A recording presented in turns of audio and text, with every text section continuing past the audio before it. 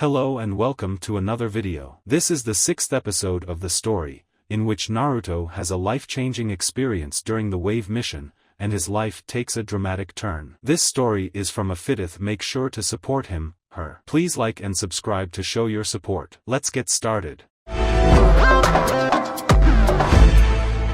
It has been a week since the trial and things have mostly gone back to normal. Tsunade has started sending genin teams out where they had to fight tougher opponents. She was doing it so discreetly that no one could see it unless they were looking. The Rookie 12 were taking on some of the hardest missions. Naruto was taking on B and A ranked missions while the others took B ranked. Naruto had finally gotten a day off and was doing some light training when he caught the scent of lavender in the air. "Hello, Hinata-chan," Naruto said as he struck the post. "What is wrong, Naruto-kun?" Hinata asked.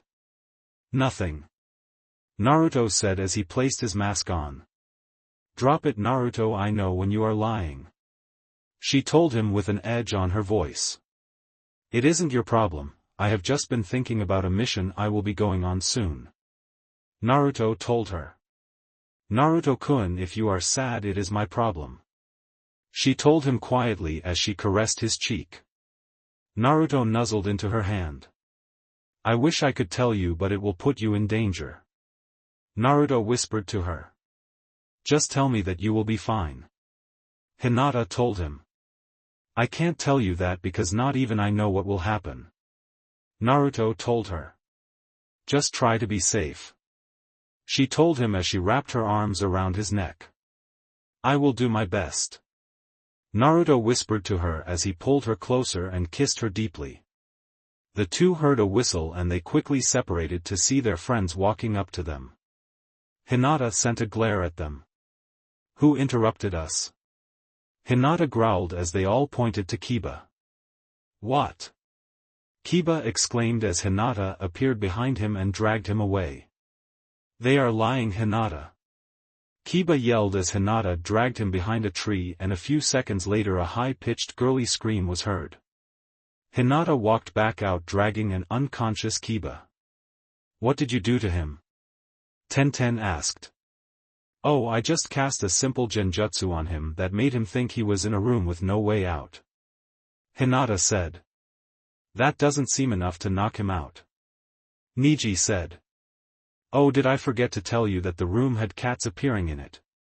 Hinata said. "He just pissed himself," Naruto said. "How do you know that?" Lee asked as Naruto pointed to the puddle underneath him. "That is gross," Shino said as Shikamaru pulled a camera out and took a picture. "So what do you guys want?" Naruto asked. "We came to find out why the civilians hate you," Niji said as he saw Naruto tense. "I can see that this is a testy subject," he added. "You could say that," Naruto said as Hinata grabbed his hand. "You all know what happened 13 years ago?" Naruto asked. "Yeah, the Yondaime fought and killed the Kyuubi," Sakura said. "How was the Kyuubi killed?" Naruto asked. I don't know," Sakura told him. "The Kyuubi was never killed," Naruto told them, shocking them. "The Yondaime did the only he could with a creature of Kyuubi's power. He sealed it away," Naruto added, shocking them. "Into a newborn baby to be exact," Naruto told them. "That is horrible," Sakura gasped.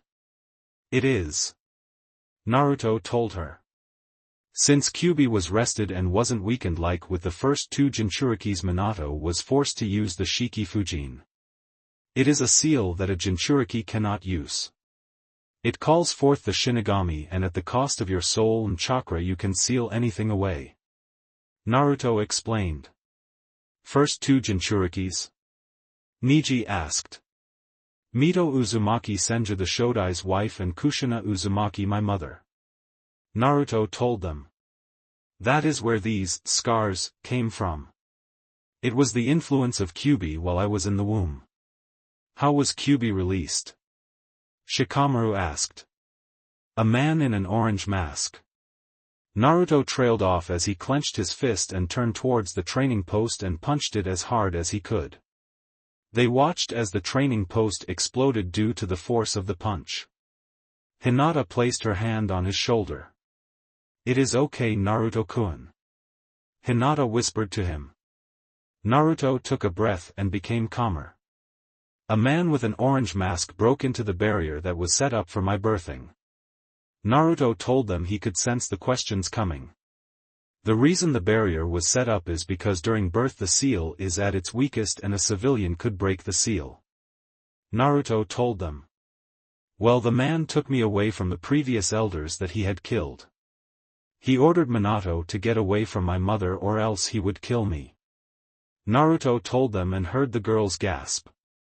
"Naruto-kun never told me this," Hinata thought. "When Minato was far enough away, the man threw me outside, forcing Minato to use the Hiraishin no Jutsu to catch me in time." Naruto swallowed the lump in his throat.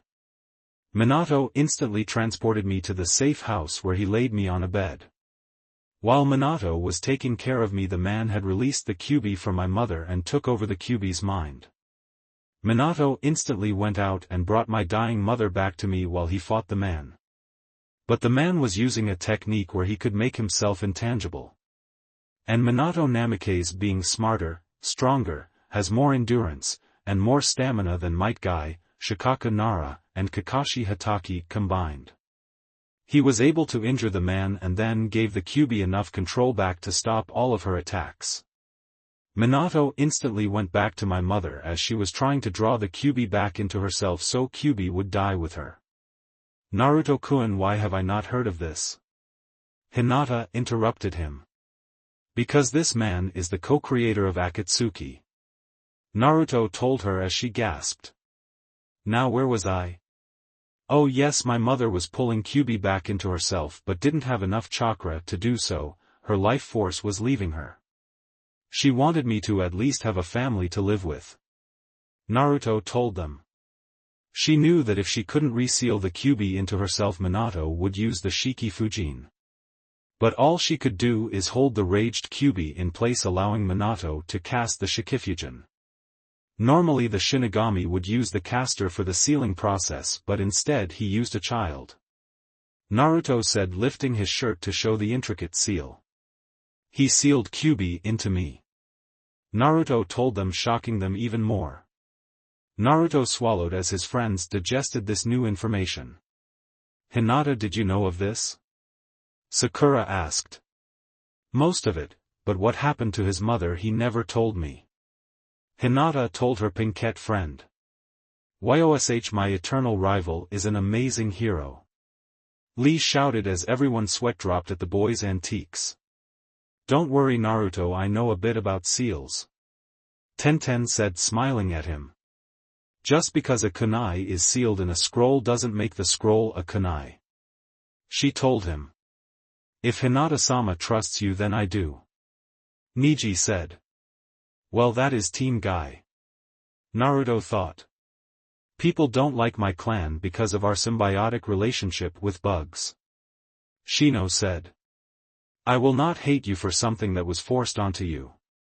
Sheesh, I knew you were strong, Naruto, but this is unreal," Kiba said, smirking. "Now I know where your cunningness came from." Who had recently woken up. "What has the villagers done to you?" Shikamaru asked. "I don't think you can handle what they have done with me," Naruto told him seriously. "Naruto, please tell us," Sakura pressed. "Fine, but don't say I didn't warn you," Naruto said before he started to tell them about the brutal beatings, starvation, assassination attempts, neglect, and ostracation from the most of the village. During all this, Choji had stopped eating. The girl started to cry about what the villagers did to him. Kiba, Niji, Lee, and surprisingly Shino were all pissed. "But even with all of what they have done to me, I will still protect this village that my father and mother gave their lives for," Naruto told them. "How could they do that to a child?" Sakura croaked out behind her tears. The villagers do not know the mentality of a shinobi and didn't understand, and what they do not understand they fear, and hate it. Naruto told her. Naruto, you said your father was killed during the Kyuubi attack but only a handful of people died. Shikamaru told Naruto. Who is your father? He asked, already having suspicions about it. Have you guys wondered why the Yondame's picture is not hung up anywhere? Naruto asked.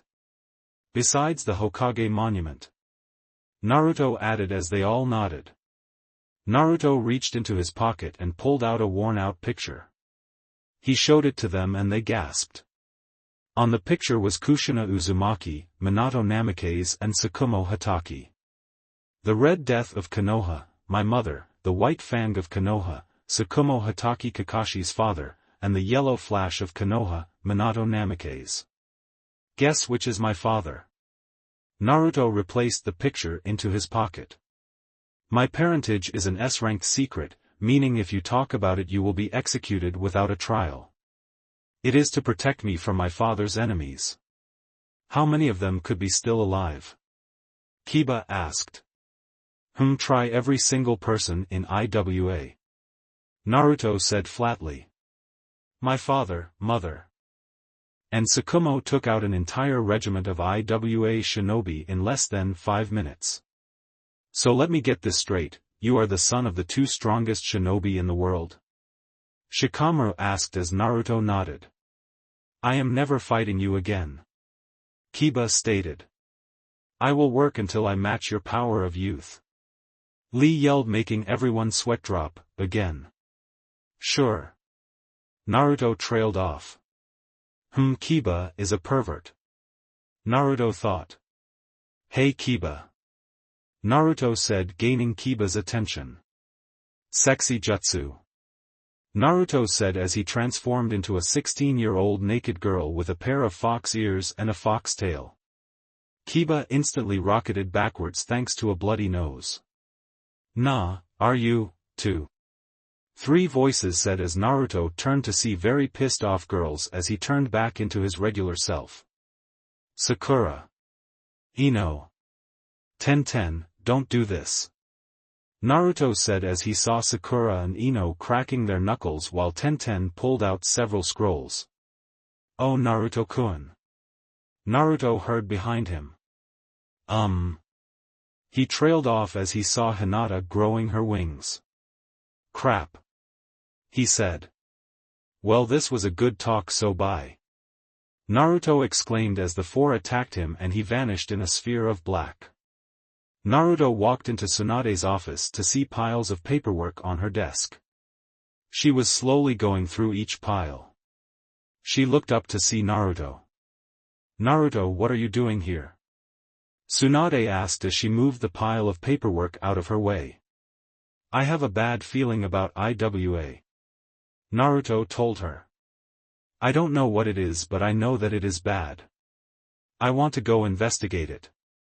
Naruto added as her eyes widened. Say what now? Tsunade asked. I want a mission to go investigate Iwa's territory. Naruto told her. No way. Tsunade exclaimed. That is the most stupidest thing I have ever heard. She exclaimed at him. I know it might sound stupid, but think like this: what if they are making something that could decide whether we win or lose in a war? Naruto asked. Tsunade let out a small growl. Fine, but you will not go alone. Tsunade told him. I wasn't planning on it. Naruto said. Who do you think should come? Jiraiya, of course, Shikamaru, Kakashi, and Kurenai. Tsunade told him. But this will be an S-ranked white mission. She told him as his eyes widened. You mean this will be a no paperwork, no record mission where if we are caught you declare us as missing neens? Naruto clarified as Tsunade nodded as she snapped her fingers and 4 Umbu appeared. Get me Kakashi Hatake, Jiraiya, Shikamaru Nara, and Kurenai Yuhi. Tsunade ordered as they nodded and vanished. Naruto, you do realize that those 3 will have to learn the reason why you are going. I am sure Kakashi knows who my father is, Shikamaru is pretty smart, so I think he probably knows, but I don't know about Kurenai-sensei. Naruto told her as she nodded when Shikamaru and Kurenai walked through the door while Kakashi and Jiraiya opted through the window. What do you want, Tsunade-chan? You interrupted my researching. Jiraiya said. Naruto. Tsunade said as he nodded and threw a seal onto the floor and a dark hue appeared on the walls and floors. Naruto has requested a mission. What kind of mission needs 2 jounin, a sannin and a genius? Kurenai asked. An S-ranked whitelist mission. Tsunade said as their eyes widened. Naruto is going to invade IWA territory. Tsunade, that is dangerous. Jiraiya exclaimed. I know, and so does he. Tsunade told him. Why is it dangerous? Aren't we at peace with them? Kakashi asked. Not quite. Tsunade told him. Recently they have replaced the Sandaime Tsuchikage. Tsunade told them. The following information is a SS-ranked secret. She told them. You can leave now if you don't want to know. She added, but none moved. The new Tsuchikage has learned the heritage of one of our shinobi and demands we hand him over to prevent a war with them. Tsunade said.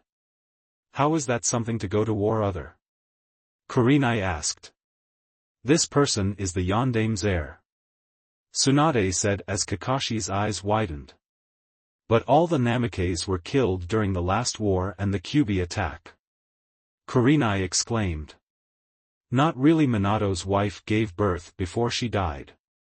Tsunade said. Does Hinata know? Kurenai finally asked. Yes, of course she knows. Naruto told Kurenai. So why is it that you want to invade IWA even though they are hunting you? Shikamaru asked. I have a bad feeling about something and it could mean something bad for Konoha. Naruto said. Troublesome. Why us? Kakashi asked. Jiraiya and yourself are ninjutsu masters, Kurenai is a genjutsu mistress while Shikamaru is a genius. Tsunade told him. You are the perfect strike force. I will not force you to come with me. Naruto told them. I know of one more person to help us. Who? Naruto? Gaara Shubaku. Naruto said. You are in luck, him and his sister is here. Tsunade told him. You can ask him to come if you want. Tsunade added as Naruto nodded. Okay, I will go ask him now. Naruto said as he ripped the seal off and vanished in a sphere of black. With Gaara was meditating in his room when he heard something move. He cracked open his eye to see a cloaked person. Hello, Naruto. Gaara said. Hey, Gaara. Naruto replied. I have a big favor. I will do it. Gaara said, shocking Naruto. I owe you a lot, Naruto. I could probably do 1,000 favors and still be indebted to you. Gaara, this is something incredibly serious. Naruto told him. It could mean you being a missing nin if things go bad. Okay. Gaara said simply. We are going to invade IWA. Naruto told him as he nodded. When do we leave? Gaara asked. I will contact you. Naruto told him before disappearing as the door opened. Gaara, who were you talking to? Temari asked. Shikaku was buzzing in my head again. Gaara told her as she nodded. Are you okay? Temari asked as he nodded. I might not be here tomorrow. Gaara told her. Why? She asked but didn't get a reply. Well, be safe wherever you are going. Temari told him before leaving. Late at night, Naruto had sent clones out to gather the team. It didn't take them long to get to him. He saw that they were all battle ready. He nodded to them and they all leapt away. Naruto, where are we going? Shikamaru asked. I have the feeling whatever is making me uneasy is by a body of water. Naruto told him as they leapt as silence took over again. The sun was cresting over the horizon when Naruto held his hand up to stop. The group besides Gaara looked haggard. "We will rest for a little while," Naruto told him as a collective sigh was heard and they all sat against a tree. Naruto pulled out a map and looked at it. "If we continue at this pace we will make it to the ocean shore in 2 or 3 days. Naruto thought. "Where are we going first?" Jiraiya asked. "The ocean shore," Naruto told him. "We will search the shoreline and if we find nothing we will move to lakes. It will take us at least 5 days to get there if we take rests," Jiraiya told him as Naruto nodded. "I know you don't have my endurance and stamina," Naruto told him. "We will have to be careful once we enter IWA territory," he added as Jiraiya nodded. Naruto looked to see everyone but Jiraiya and Gaara sleeping. "You two should sleep," Naruto advised. "What about you?" Gaara asked. "I have enough energy to make it to the coast without sleep," Naruto told him. "And some to spare," Jiraiya muttered before leaning against a tree and closed his eyes. "How has Shikaku been doing at night?" Naruto asked. "Oh, thanks to Might Guy and Rock Lee I can sleep at night now," Gaara told him. "That horrible unbreakable genjutsu," Naruto muttered as both Naruto and Gaara shivered. "How long can you stay awake?" Naruto asked. "Without meditating 2 days," Gaara told him. "How long before you need to sleep?" Naruto asked. "About 7 days," Gaara told him. "Okay, so you and I will alternate keeping watch while the others sleep," Naruto told him as he nodded as went to meditate. Naruto sat down and closed his eyes. Naruto's mindscape. Naruto opened his eyes to see the lush forest again. He saw Kyubi sitting in front of several bookcases sorting scrolls. "You know it is a pain in the ass to sort all these," Kyubi told him. "You shouldn't have told me to make 200+ clones to train," Naruto countered. "I know," she said with a sigh. "So what did you want?" she asked. "Do you have any idea what is happening in IWA?" Naruto asked. "No, but my messengers of Kami have told me that there is a major disturbance there that could jeopardize the entire world," Kyubi told him. "They didn't say what it is or where it is, just that it is evil." "Okay, thanks," Naruto told her. "You should get back, your team is waking," Kyubi told him as he nodded. Real-world Naruto's eyes opened to see Kurenai and Kakashi starting to stir. Naruto stood and walked over to Shikamaru and kicked him in the ass, waking him up rudely. "Damn blondes," Shikamaru said, irritated as he stood. Naruto walked over to the sleeping Jiraiya. "There are naked ladies everywhere," Naruto said quietly as Jiraiya's eyes snapped open and he leapt to his feet and had a notebook and pen out in less than a second. Naruto blinked at the speed before shaking his head. He saw that Kurenai was awake and was combing out her hair while Kakashi twisted in his sleep. Naruto sighed and walked over to Kakashi. Kurenai looked weirdly at him when he bent down next to Kakashi's ear. "Look, the new Ika book is on sale," Naruto whispered as Kakashi got up in the same fashion as Jiraiya did except for having cash in his hand. He looked around. "That wasn't funny, Naruto," Kakashi said as Kurenai couldn't help but giggle.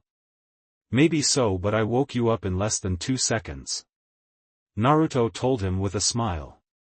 "Eat up, we are moving in 15 minutes. Naruto said as they nodded as he pulled out a ration bar and stuffed it into his mouth and chewed it before chasing it with water. He grimaced at the horrible taste. "Ugh, cardboard," Naruto mumbled with a shudder. "Why can't they make these damn rations bar taste like something good, like ramen?" Naruto said as everyone's sweat dropped. "It is good to see that you are still you, Naruto," Kurenai said as she shook her head at the boy. "Why does everyone hate ramen?" Naruto asked while shaking his head. I don't hate ramen, I just don't love it as much as you. Kurenai told him with a smirk. Time's up everyone. Naruto said as they nodded and packed everything up. They all started leaping away. We are not stopping for 4 hours. Naruto told them. What did Kyuubi say, Naruto? Gaara asked. She said that her messengers of Kami said that something evil is in Iwa right now. Naruto told him. So you can converse with Kyuubi? Shikamaru asked as Naruto nodded. Right now she a bit ticked off at me because she told me to use 200 plus clones to train while she sorts everything out. Apparently she didn't expect me to be learning so many jutsus. Naruto said with a smirk as he heard a low growl in his head. So what is she like? Shikamaru asked. That depends. Naruto told him. During battle she is cold-hearted and wouldn't hesitate to kill if it meant someone precious to her will live. Outside of it, she is kind-hearted and would help me out with things. Naruto added. I am not cold-hearted. Kyuubi exclaimed indignantly. Is she smart? Shikamaru asked. Shikamaru, she is several thousand years old, I am sure she is smart. Naruto told him. Do you just want me to tell you everything I know about Kyuubi? Naruto asked flatly. That would be less troublesome. Shikamaru said lazily. Kyuubi is the queen of summons. She is the second most powerful being in existence that is alive. Naruto told him. Well, chakra-wise. She is the only tailed beast who remembers anything from when they were the 10-tailed beast. She loves to play pranks on me, most of which are being naked when I go to visit her. Is she hot? Shikamaru asked. I opt not to answer that. Naruto said as he felt Kurenai glaring at him. Oh, you better answer it or I tell Hinata. Kurenai told him threateningly. She has pulled that prank on Hinata too when I would summon Kyuubi to train with her. Naruto told her. Anyways, she is smart, I oftentimes play shogi with her, never won one game. Naruto added. Silence from now on. Naruto said as they crossed the border. Naruto crossed his fingers and hundreds of clones appeared and they hinged into forest critters and went ahead. Why did you do that? Kurenai whispered. Advance notice. Naruto whispered back. They will dispel if an enemy is close. Naruto added as she nodded. Several hours later Naruto held his hand up to signal them to stop and they gratefully stopped before Naruto threw a seal onto the ground and a barrier was put up around them. It is safe to talk now. Naruto told them. Naruto, how long do we have to rest? Kakashi asked. At most an hour. Naruto told him. Anything more and it would be endangering us. Naruto said as he nodded and pulled his book out. What is that? Gaara asked curiously as he looked at the book. Oh, this is. Oh, you had better not try to turn that poor boy into a pervert, Kakashi Hatake. Kurenai said dangerously. Pervert? Gaara asked. Oh my, you are really innocent in this subject. Kurenai said. Well, I think it is time you two give these boys the talk. Kurenai said to Jiraiya and Kakashi. No thanks. Naruto said as he sat against a tree and ate another rations bar. Naruto, it is important to know the consequences. Kurenai said. Hormones leads to sex and when not careful sex leads to parenthood. Naruto said simply. That pretty much sums it up. Kakashi said. Sex? Gaara asked. Ask Shikaku, I am sure she will help you. Naruto said with a smirk. And a few seconds later a blush started to form on Gaara's cheeks and it grew darker with each second passed. Naruto's eyes widened. Everyone hide. Naruto exclaimed as he moved to a tree. An IWA team is moving this way. he said as he snatched the seal up and moved into the tree as Gaara sank into the ground with Kakashi and Jiraiya. Naruto had dropped to all fours and transformed into a small blonde fox. While Kurenai casted an advanced genjutsu around her, concealing herself from everyone. Kurenai watched as Naruto circled around before laid down on the ground when several people with IWA headbands landed next to him. Naruto looked up at the people. "Oh, look at the cute fox," a woman said as she lifted Naruto up and snuggled him. "There is no time for this, we have to get to IWA," a man said as the woman continued to snuggle him. "Take the fox with you, but we have to get there fast." "Shit, what are we going to do?" Kurenai thought as the group moved on. Kurenai waited 15 minutes before releasing the genjutsu. "This isn't good," she whispered as Kakashi, Jiraiya, and Gaara appeared. "What are you going to do?" Kakashi asked, and a small bird landed in front of him before a puff of smoke appeared and Naruto was standing in front of him. "The boss is going to investigate IWA for us," the clone said. "He wants you to continue to the ocean and set up camp in a cave there, set up some kind of marker so he can find it," the clone ordered before puffing away. With Naruto, the woman had not released Naruto as they came to a large village. "This is your new home, Moiji-kun," the woman said as they walked into the village. "This is not good, how long can I keep this form up?" Naruto thought. "About 12 days. Kyuubi told him as he wiggled out of the woman's grasp, climbed onto her head and placed his head on his paws as they moved. Someone with purple hair caught Naruto's attention. He lifted his head up and looked around to see a lot of shinobi looking at the woman. The people scowled and glared at the woman. "Who is that? She looks so familiar," Naruto thought as he continued to look at her. "That is Rin, you are not to go near her," the woman said. Naruto's eyes widened at the name. "Could that be the girl in my father's team?" Naruto thought as they moved to a tall tower. Nightfall. It was fairly dark out when Naruto slipped out of the house that the woman lived at, and he moved around looking for that woman. He sniffed the air and smelt a concentration of shinobi towards the center of the village.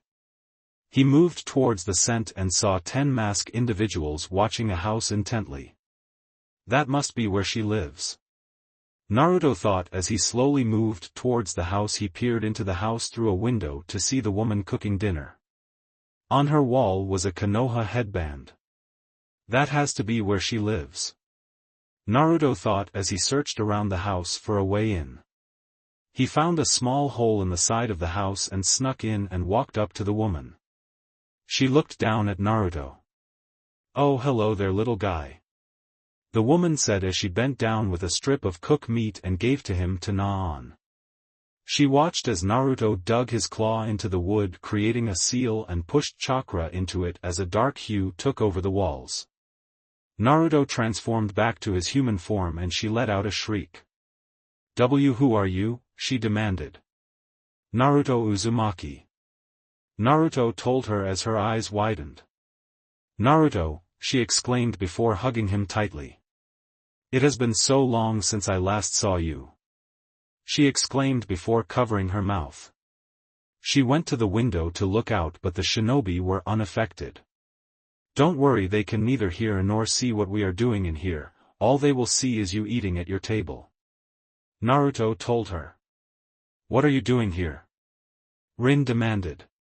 "A mission I am on," Naruto told her.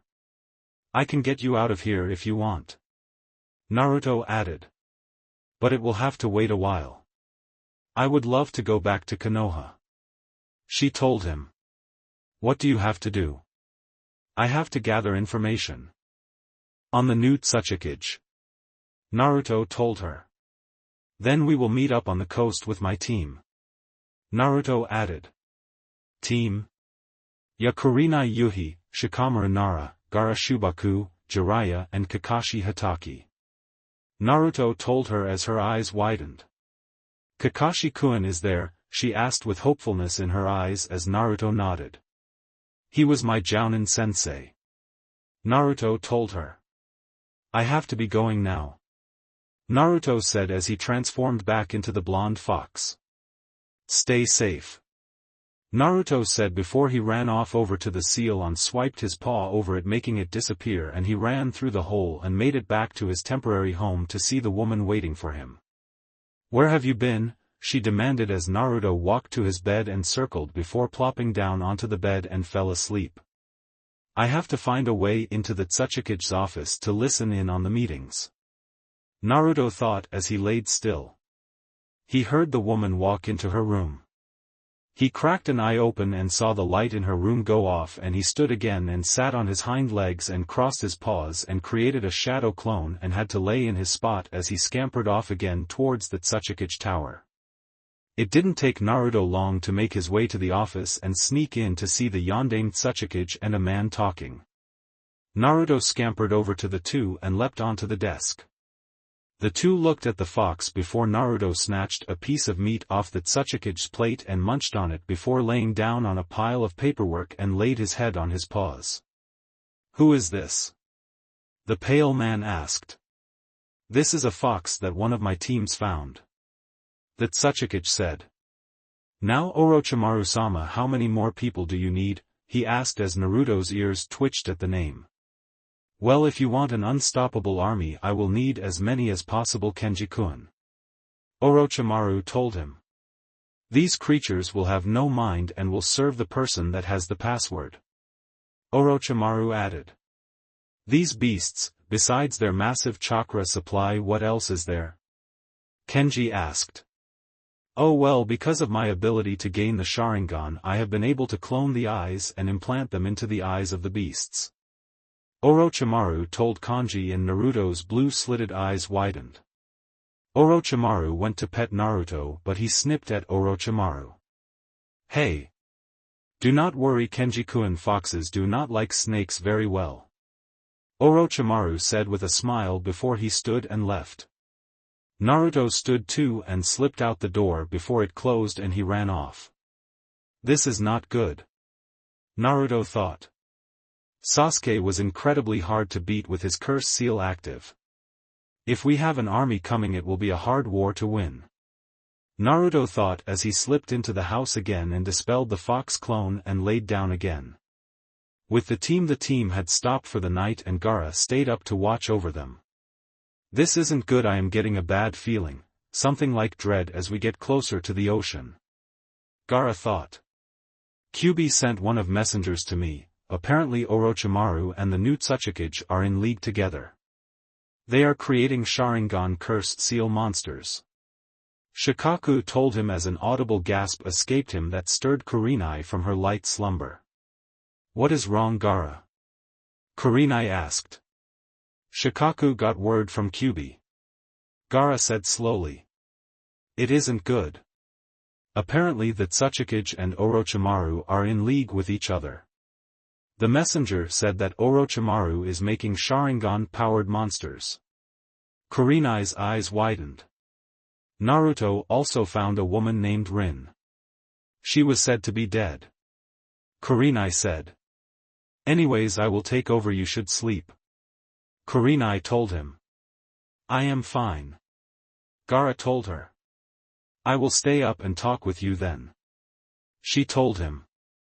So how is it having the Shikaku sealed in you? She asked bluntly. It gets difficult. Before I met two strange green monsters it became bearable, Gaara told her stoically. Only Guy and Lee could scare one of the tailed beasts, Kurenai thought.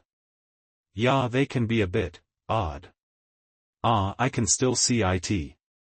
It burns so much, Shikaku yelled in Gaara's head. Shikaku still gets moments where she sees that odd genjutsu, he added. You know, I have never been able to figure out how they cast that and keep it from being broken, Kurenai commented offhandedly. Maybe they open one of the 8 gates to keep it from being broken, she thought out loud. Naruto had slipped into Rin's house again and pushed chakra into the seal on the floor and encloaked the room in a dark hue. It is time to go, Rin, Naruto told her. He saw that she was dressed in dark clothing and had her backpack on her back. I am going to seal you into a scroll so I can carry you out. Naruto told her as he placed a scroll in front of her. I will unseal you in a few hours. I should be a ways out of IWA before they figure out that we are gone. Naruto added as he pushed chakra into the seal. What will it feel like? Rin asked a bit nervously as the smoke started to swirl around her legs. Kinda like a dream, but you won't get any rest. Naruto told her as she vanished and the kanji for human appeared on the scroll. Naruto rolled the scroll up and placed it into his cloak pocket and transformed into his fox form. He slipped out the hole in the wall and made his way to the main gates to see it being guarded heavily. This will be harder than I thought. Naruto thought as he started to walk towards the gate. Naruto saw a shadow encompass him. Going hunting? One of the guards asked as Naruto tilted his head to the side in mock confusion. Well, don't be out too late, your master will worry. He added as Naruto slipped by. While in Konoha they would be more suspicious if an Inuzuka dog walked out of the village unattended. He thought as he started to run away. Once out of the view of the main gate, Naruto made himself grow in size. Naruto was now barreling towards the ocean shoreline when his Kitsune enhanced abilities warned him that IWA had found out that Rin was missing. They are so stupid. Naruto thought as he lowered his head and increased his speed. Naruto's keen eyes were darting around as he looked for marks of his teammates. I shouldn't have waited so long. I could have smelt where they were. He thought again. Naruto was shocked when he flew off of a cliff and blinked a few times before he started to plummet towards the waters below him. Naruto flung his tail out behind him and latched onto a branch as he fell. Naruto slammed into the cliff wall and pushed chakra into his paws and stopped his descent. That could have ended badly. He thought as he looked at the jagged rocks at the bottom of the fall. Naruto could smell the faint smell of his team in the air. He turned and saw that towards the bottom of the cliff there was an anomaly where the waves went through the cliff wall. Naruto started to trudge down the cliff wall. He could smell his team more strongly now. He was about to walk into the cave when a massive wave hit him. Naruto scowled a bit as the water soaked him. He slipped into the cave to see they were up. I see that you are here, Naruto. Jiraiya said as he looked at the soaked blonde furball. It is good that you are in perfect order. He joked as Naruto glared at them for laughing. Naruto suddenly formed a toothy grin as Gaara threw up a sand shield and Kurenai hid behind Gaara as Naruto shook himself dry. Jiraiya and Kakashi were soaked. Yeah, I am fine. Naruto commented as he started to transform back and stood up tall. Well, you two look fine. Naruto said with a smile as Jiraiya and Kakashi glared at him while Kurenai laughed at the two soaked men. Naruto cracked his neck before pulling a scroll out and placed it onto the ground and pushed chakra into it. Suddenly a cyclone of smoke appeared and was soon blown away to show the beautiful brunette known as Rin. Kakashi openly gaped at her. Rin-chan? Kakashi stuttered. Oh, don't Rin-chan me, Kakashi Hatake. Rin said angrily as she glared at him. Jiraiya let out a bark of laughter and she turned to him.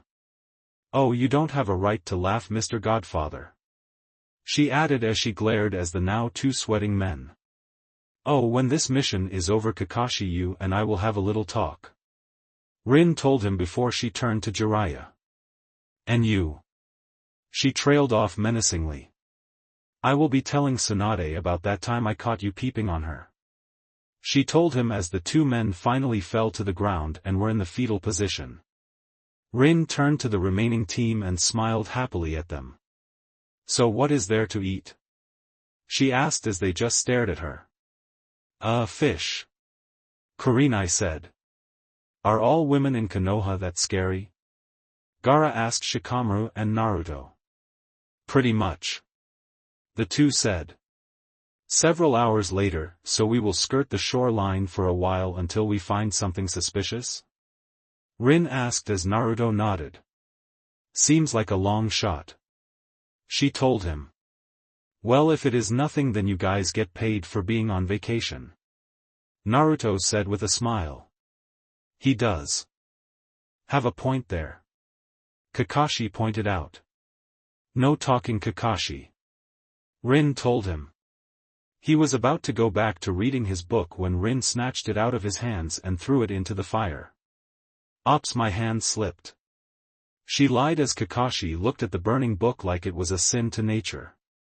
He had tears running down his cheeks with Jiraiya being similar next to him. Damn perverts, she grumbled. Huh? Naruto said as Kakashi and Jiraiya glared at him.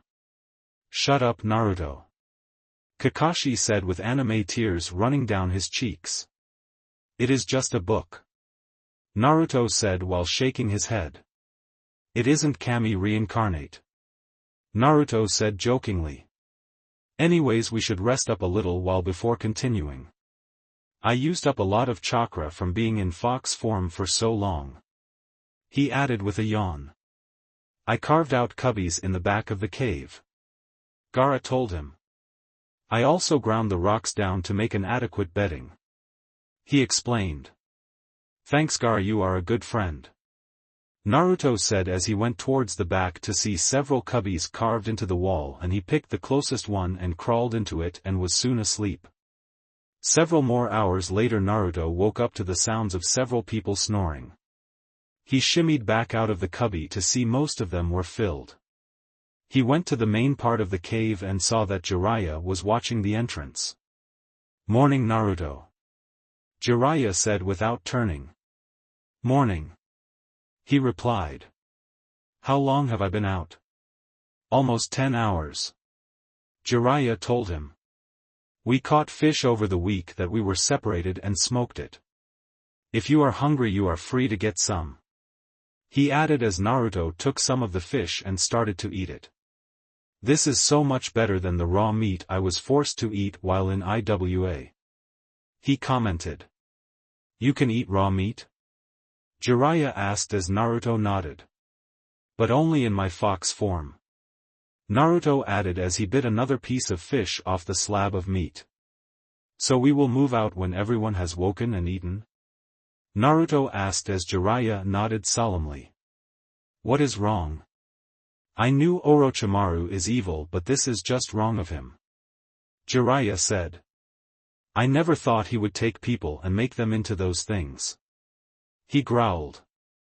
I know how it feels, Naruto agreed. I never thought that Sasuke would go crazy like he did. And look where that got me, Naruto added as he rubbed his chest. I guess we were doomed from the start, huh, Naruto? Jiraiya said with a sad chuckle. Yeah, you're right, Naruto agreed with the same type of chuckle.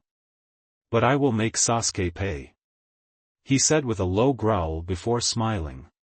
But I am sure I left a lasting impression on him, Naruto added before he went to tell Jiraiya about his encounter with Sasuke.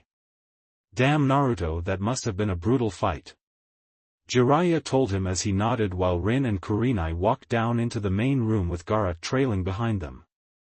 Do I have to worry about Panda-kun staring at my ass? Rin asked. Nah, he is as innocent as a baby, Kurenai said. Why would I stare at your ass? Gaara asked, confused as Naruto slammed his palm against his head. Wow, they really didn't teach you anything, Naruto said with a smirk. They just taught me to kill, Gaara told him, making him sigh when Kakashi lazily walked in. So that leaves Shikamaru before we leave, Naruto said. But knowing him, he wouldn't get up till noon, Naruto joked as they all chuckled. Wait here, Naruto said as he got up and walked towards the beds and they looked curiously before they heard a disgruntled scream, and soon they saw Naruto come back dragging Shikamaru. I hate you, Naruto, Shikamaru grunted as they sat around the small fire. So which way will we go? Naruto asked as they started to eat. I have had one of my tracker toads go that way, Jiraiya told him while pointing to the wall. So far he hasn't reported anything. He added. So we will go the opposite way. Naruto said. Do we even know what we are looking for? Kurenai asked. Something out of the ordinary. He told her as he stood up. We will hug the cliff wall and don't make too much noise. Naruto said as they nodded. 10 hours later they had been moving non-stop and they came to a bend on the cliff and Naruto looked around the bend and saw a large structure build into the cliff wall. He saw several boats in front of the big metal door. I think we have found it. Naruto told them quietly before ducking behind the bend again. Jiraiya, do you know any Earth-style ninjutsu to make us a cave or something for rooms? Naruto asked. Yeah. Jiraiya said as he went through a few hand signs and slammed his fist against the wall and it soon started to crumble away. They walked into the cavern to see that it was 20 feet long and roughly 10 feet wide. How is this? Jiraiya asked. Good. Naruto said. Gaara, can you work on making another room that will be used as a bathroom and make those cubbies again? He asked as Gaara nodded and went and started to grind the stones into the required things. What will we do now? Shikamaru asked. Recon tomorrow. Naruto told them. Since Gaara and I are the most powerful out of our group, we will check those boats while you guys search around the building. Naruto said. I think I should go with you, Naruto. Jiraiya said. No, you are pretty strong too, so you should go with the others. Having all three of us in one group would decrease our overall strength. Naruto said. So Shikamaru, you will stay here, Kakashi and Rin will be in one group while Kurenai and Jiraiya are in the other. Naruto explained. And Shikamaru no sleeping. Troublesome. He muttered. If he is asleep when you get back, just kick him in the ass. Naruto told everyone. Since I have the most energy, I will dive to catch fish. He said as he unsheathed his katana. He moved to the mouth of the man-made cave and looked out before diving into the waters. Soon Naruto came back with a massive fish. Everyone's mouth dropped open at the sight of it. Stupid fish came to me. Naruto commented. Naruto, that isn't a normal fish. Kakashi said. That is a great white shark. If it was coming at you, then it wanted to eat you. Kakashi explained to Naruto. If you look in its mouth you will see teeth. He added, and Naruto pulled his katana out of the shark's gills and forced its mouth open. Hey, what do you know? Naruto said as he looked into the mouth. He reached in and pulled out one of the teeth. It was roughly the size of his palm. He pocketed it quickly. So how should I cut this up? Naruto asked as he brandished his katana. Cut them up into slabs. Jiraiya told him as Naruto's arm instantly became a blur of movement and he soon sheathed the katana and the shark fell to pieces. That should be enough for a while. Naruto said. Kakashi, Rin, and I will use an invisibility jutsu and go get wood for us. Kurenai said as the three did a few hand signs and vanished. Be back in an hour. She told them. There was something wrong when I went diving. Naruto told them seriously. What is it, Naruto? Jiraiya asked. I saw levels underwater but absolutely no fish or living thing was near that place. Naruto told them. That is odd. Jiraiya commented. Don't go down there. Naruto told him. It could be toxic or something. With the Kyuubi I am able to handle a lot of toxicants without much effect. Gaara and I will look at it because we are Jinchurikis and our immune system is high, so we can fight off mostly anything. Are you sure? Jiraiya asked as Naruto nodded. Then we won't tell the others that there are lower levels yet. He added as Naruto and Gaara nodded. The next day, I don't like water. Gaara mumbled as he looked at the water. Now you tell us. Naruto grumbled as he dived into the water and soon surfaced. Just jump in, Gaara. Naruto said, a bit irritated. But I don't like water. Gaara said again as Naruto's annoyance level peaks and he swam to the edge and pulled Gaara in by his legs. There, now you are in the water, so it doesn't matter anymore. Naruto told him as he glared at Naruto. Naruto just shrugged the glare off and started to slowly swim towards the boats. Naruto made a quickly pointed to the other boat and Gaara nodded and moved to the boat.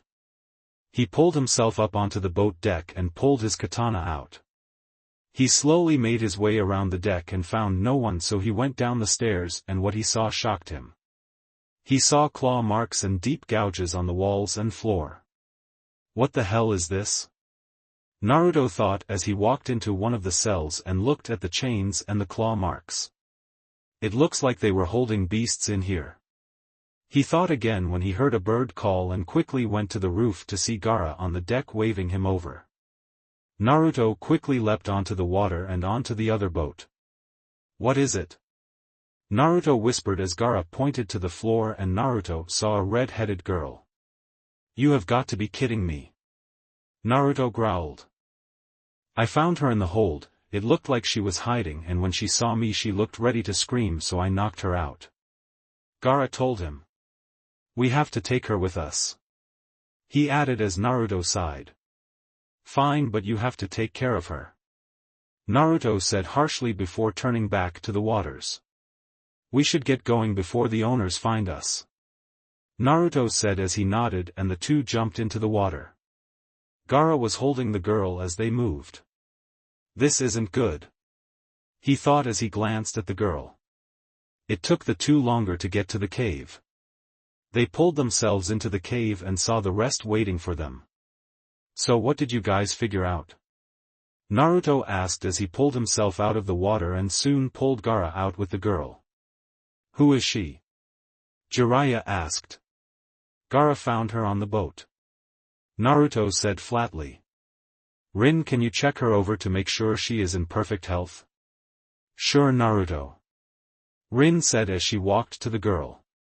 The ship, I investigated, it was weird. Naruto told them. They had cells similar to Shinobi ones, they had chains, and when I touched them Kyuubi's chakra was sapped away. Naruto added, shocking them. The only thing I could think of is that they are used for holding something with tainted chakra, or non-human chakra. Naruto said. What about your ship? Naruto asked Gaara. Just a lot of bunks, as if they were used to transport people. Gaara said as they heard a groan and turned to the girl who was now hunched in the corner looking in terror at the group. Who are you guys? The girl stuttered. We cannot tell you that. Kurenai told her gently as she walked over to the scared girl. Don't worry, we won't hurt you, Naruto, give me some food. She ordered as he nodded and threw her a slab of smoked shark meat and a bottle of water. Here, you can have this. She told the girl as she handed the meat and water over and she started to eat it greedily. So what is your name? Matsuri. She stuttered between bites of food. Well, it is nice to meet you, Matsuri. Sorry to tell you this, but we cannot let you leave this cave until we are finished here. Kurenai told her. But we have plenty of food for you to stay with us. She added as the girl nodded and continued to eat. If she keeps eating like that she will get sick. Naruto said before the girl threw up. She's your problem. Naruto told Gaara. Naruto was watching the entrance while the others were out patrolling and looking for a way in. Naruto and Gaara had explored the lower levels for a distance but didn't find much the first few levels, so they decided to get out before pushing their lucks. What would you like? Naruto asked without looking up. How did you know I was here? Matsuri asked before sitting next to him. My nose is hypersensitive and I could smell you coming towards me. Naruto told her. Are you saying I smell bad? Matsuri asked. A little. Naruto told her. Well, sorry that I can't take a bath. She grunted, making Naruto sigh. I would make you a bath, but I am a wind user. Naruto said. Wind user? She asked, confused as Naruto hung his head. Most shinobi can use chakra willingly. Naruto said. Yagara-kun explained that to me. She told him. Okay, that makes this a bit easier. Naruto said. A shinobi has an elemental affinity, either wind, fire, water, earth or lightning. There are sub-elements but I will explain those soon. My main affinity is wind, meaning I can easily manipulate the wind rather than moving the earth or ocean. Naruto explained. So what are sub-elements? She asked. Sub-elements are when you mix two or more of the main elements together. Naruto told her. Like water and earth can create either mud style or wood styles. Earth and lighting you can create magnetism. Wind and water you can make ice. There is really an infinite amount of elements you can create. Naruto told her. Wow, you guys must be really powerful. She said. I am not powerful. Naruto told her. Just cursed a little while after I was born. What do you mean? Matsuri asked but saw him flinch back into his cloak a little. You don't have to tell me. Don't worry about it. Naruto told her. Shortly after I was born the Kyubi no Kitsune attacked the village I lived at. The most powerful person in our village, the Yondaime Hokage, used a forbidden Uzumaki clan seal called the Shiki Fujin. At the sacrifice of his soul he sealed Kyubi's soul and chakra into me. He said, shocking her. I heard. Jinchurikis were evil but you are, well, not. Matsuri said. The tailed beasts aren't demons as everyone makes them out to me. Naruto told her. They are just mass amounts of chakra that took forms of different animals and took the leadership of their respective summon species. It was the bad ones of the bunch that gave them their bad names. For example, the Shikaku and Sanbai were well evil. Wow. Matsuri whispered. So do you have a significant other even though you are a Jinchuriki? She asked as Naruto chuckled. Yes, I do. Naruto told her while looking towards the ceiling. You love her, don't you? Matsuri asked. With all my heart. He told her. I wish I had someone to love. Matsuri said. But you do, a certain red-headed gourd-carrying teen. Naruto said as Matsuri flushed brightly. What are you talking about? She stuttered, making Naruto smirk.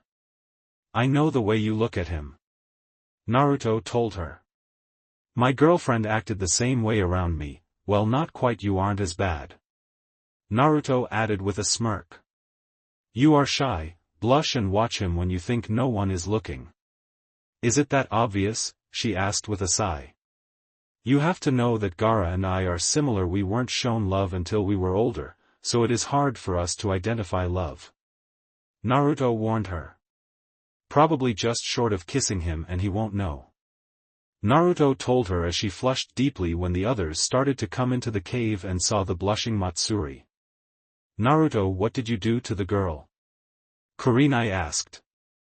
Oh, just talking. Naruto told her with a smile. Anyways, what have you found? There doesn't seem to be any other ways into the building other than that metal gate. Kurenai told him. We have searched almost every inch within a mile. She added. Tonight I will go down the building again, maybe I could find a way in through down there. Naruto told them. The only reason we came back the first time is because Gaara's immune system isn't as high as mine. I should be able to last underwater for a lot longer without anything happening to me. Naruto told them as he stood and stretched. I will be back in a while. Naruto said before diving into the waters. He always goes in head first. Kurenai said with a sigh as Jiraiya and Kakashi nodded. With Naruto was diving deeper into the murky waters. He could see lights gleaming deeper. Just a little lower and I should be able to find out what is down here. Naruto thought as he started to kick harder.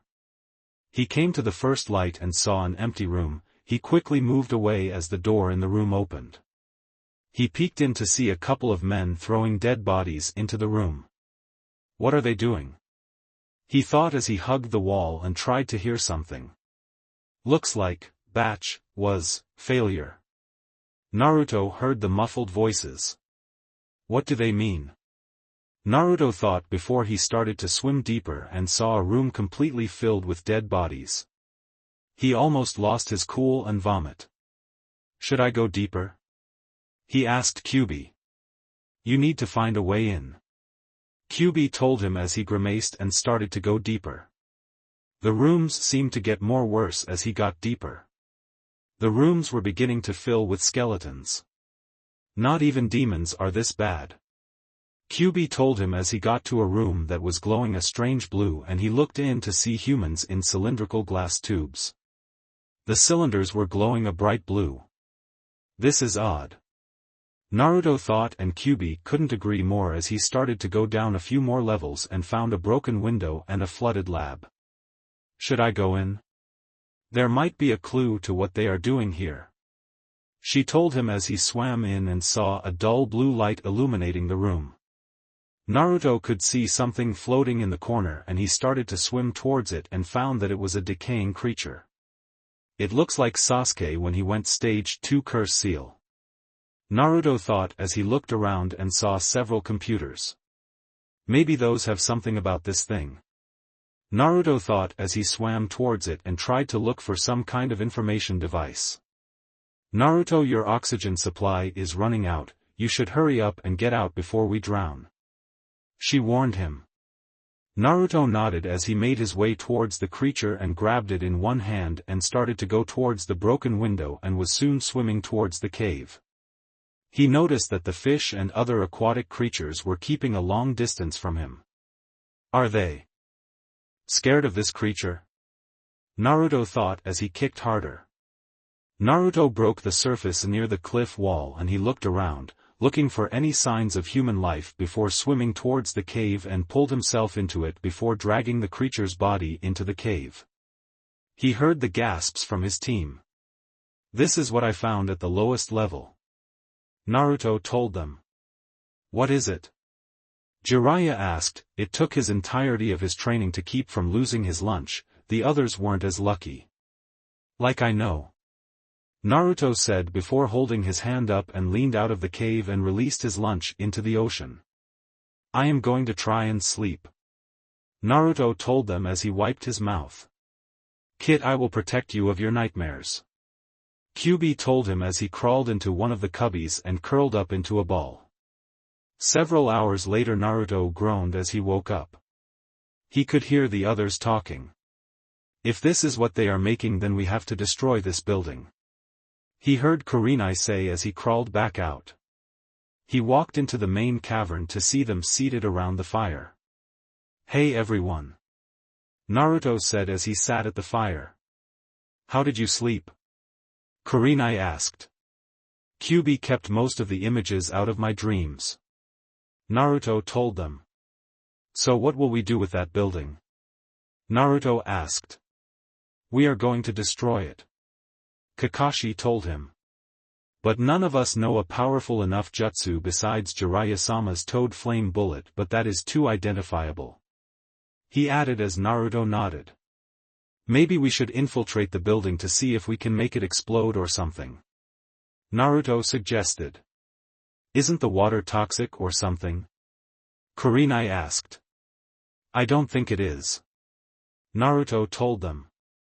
When I was swimming back I noticed that none of the fish weren't even getting close to me.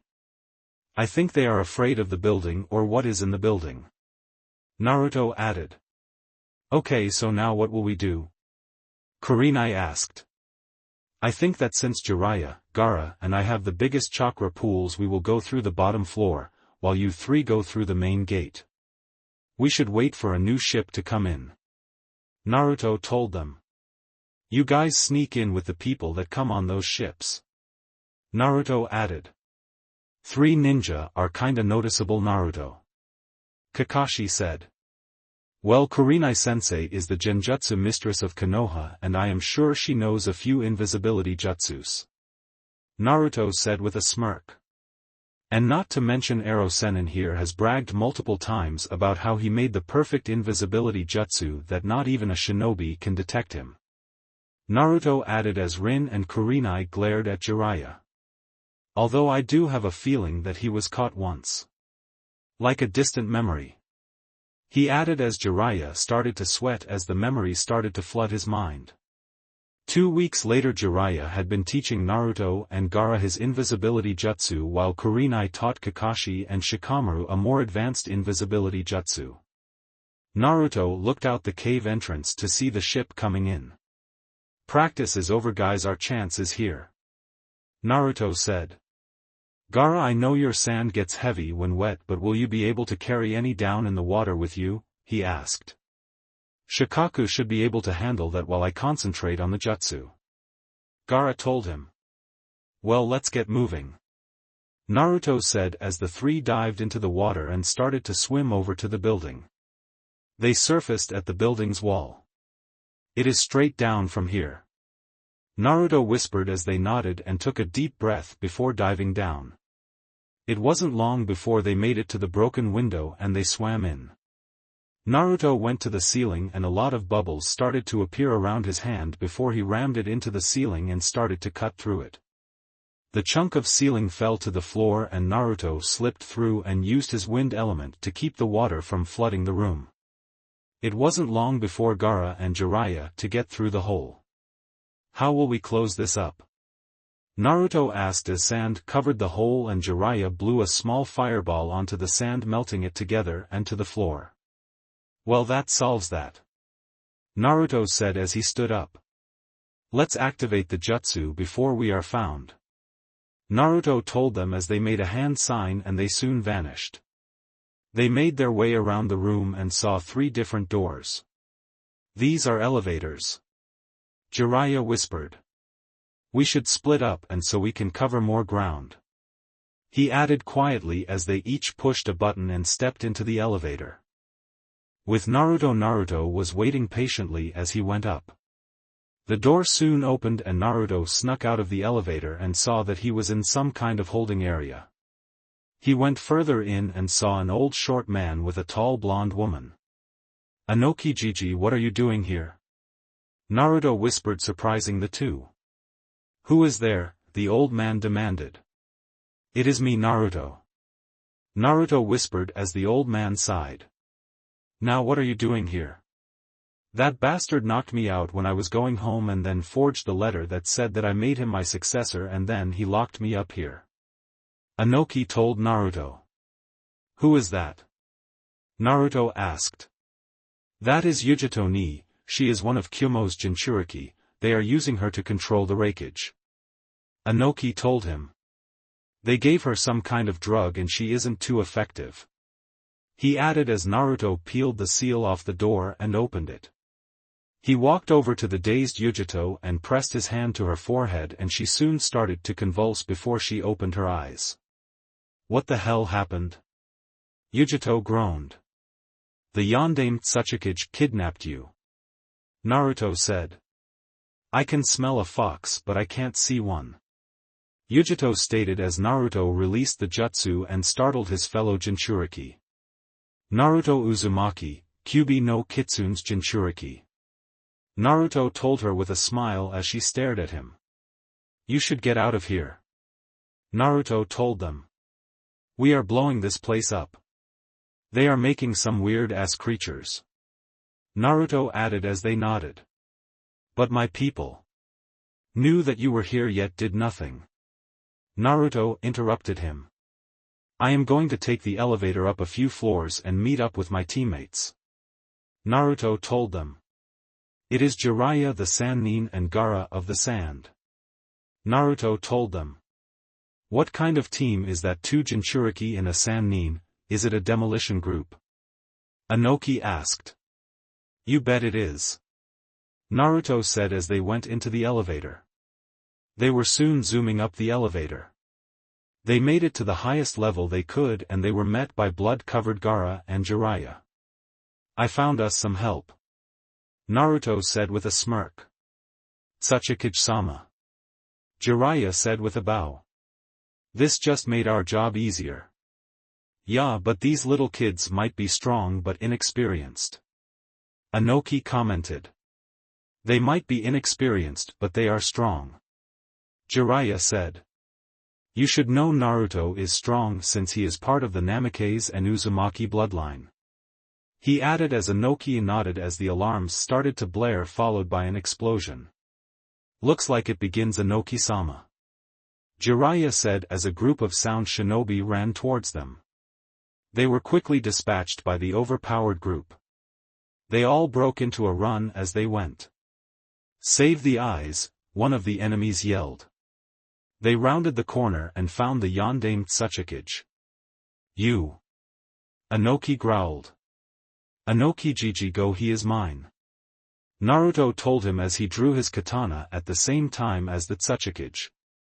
They suddenly flew at each other and came to a stop when their blades hit. Sparks flew everywhere. I am amazed that blade withstood my first strike. Naruto said as the two parried each other's attacks. I am surprised yours hasn't been sliced to pieces yet. He told Naruto as they continued. My katana is an Uzumaki blade. Naruto said as he parried another hit. And I believe I know why our blades aren't broken yet. Naruto said as he dropped his guard and Kenji took advantage and went to slice him, but nothing happened. That is an Uzumaki blade too, and it can't cut an Uzumaki. He said with a smirk. You cannot kill me with that katana.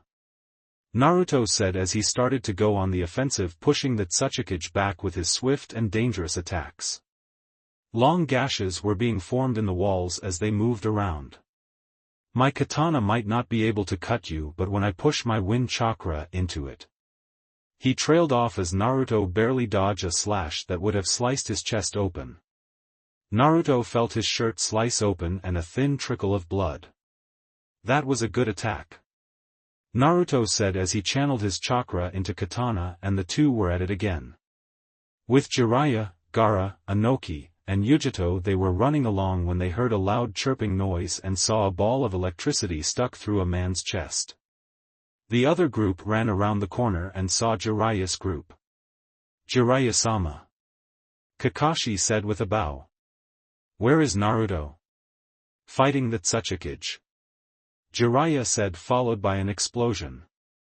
With Naruto and Kenji, the two had somehow made it to the top floor. They had left a pile of bodies in their wake.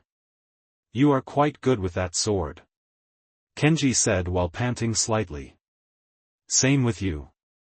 Naruto panted out before they launched at each other, and Naruto kicked Kenji through the ceiling and onto the roof. Naruto leapt through the hole and promptly blocked a hit. He pushed Kenji back before leaping back himself, and he took his tattered cloak off and threw it away from him, and it collided with the roof and the building shook a little. Ah, that is better. Naruto said as the two launched at each other again and collided. Naruto. They heard a female's voice exclaim before the two pushed apart. Jiraiya-sensei, tell Hinata that I love her. Naruto said. Naruto, what are you going to do? Jiraiya demanded as they watched Naruto tug the Shodai Hokage's necklace off and threw it towards him. I am going to use the true Wind Dragon Jutsu. Naruto told him. Naruto. Tell everyone that I love them. Naruto said as he threw his katana towards the group and it stuck into the ground. Naruto, don't. Jiraiya yelled as they watched in horror as Kenji and Naruto flew towards each other. They watched as the katana pierced his chest and coughed up some blood before he grabbed Kenji. Get out of here. Naruto exclaimed through the pain before he started to chant, and a wind started to kick up. Clouds started to roll in and started to swirl above Naruto and Kenji. We have to help him. Kurenai exclaimed as she watched as Kenji attempted to get away. We can't. Jiraiya said as a cylinder of wind slammed down around Naruto and Kenji. It is too late. He added. We have to leave. Jiraiya said as he pulled Kurenai away and they started to leap away. Once they were several hundred yards away, they heard a roar that reverberated the air around them. What is this jutsu? Kurenai demanded. It is a suicide jutsu when used at full power. Jiraiya told her. It takes a tremendous amount of chakra, and when that cylinder comes down it traps the user and anyone with the person in it. Nothing can get through that shield. Jiraiya explained as they started to hear the chanting increase in volume, and soon a muzzle of a dragon and the claws burst through the clouds and it roared again. It is the ultimate wind ninjutsu. Jiraiya added. It condenses the wind chakra to the point that it is solid until it hits its target. It can be directed?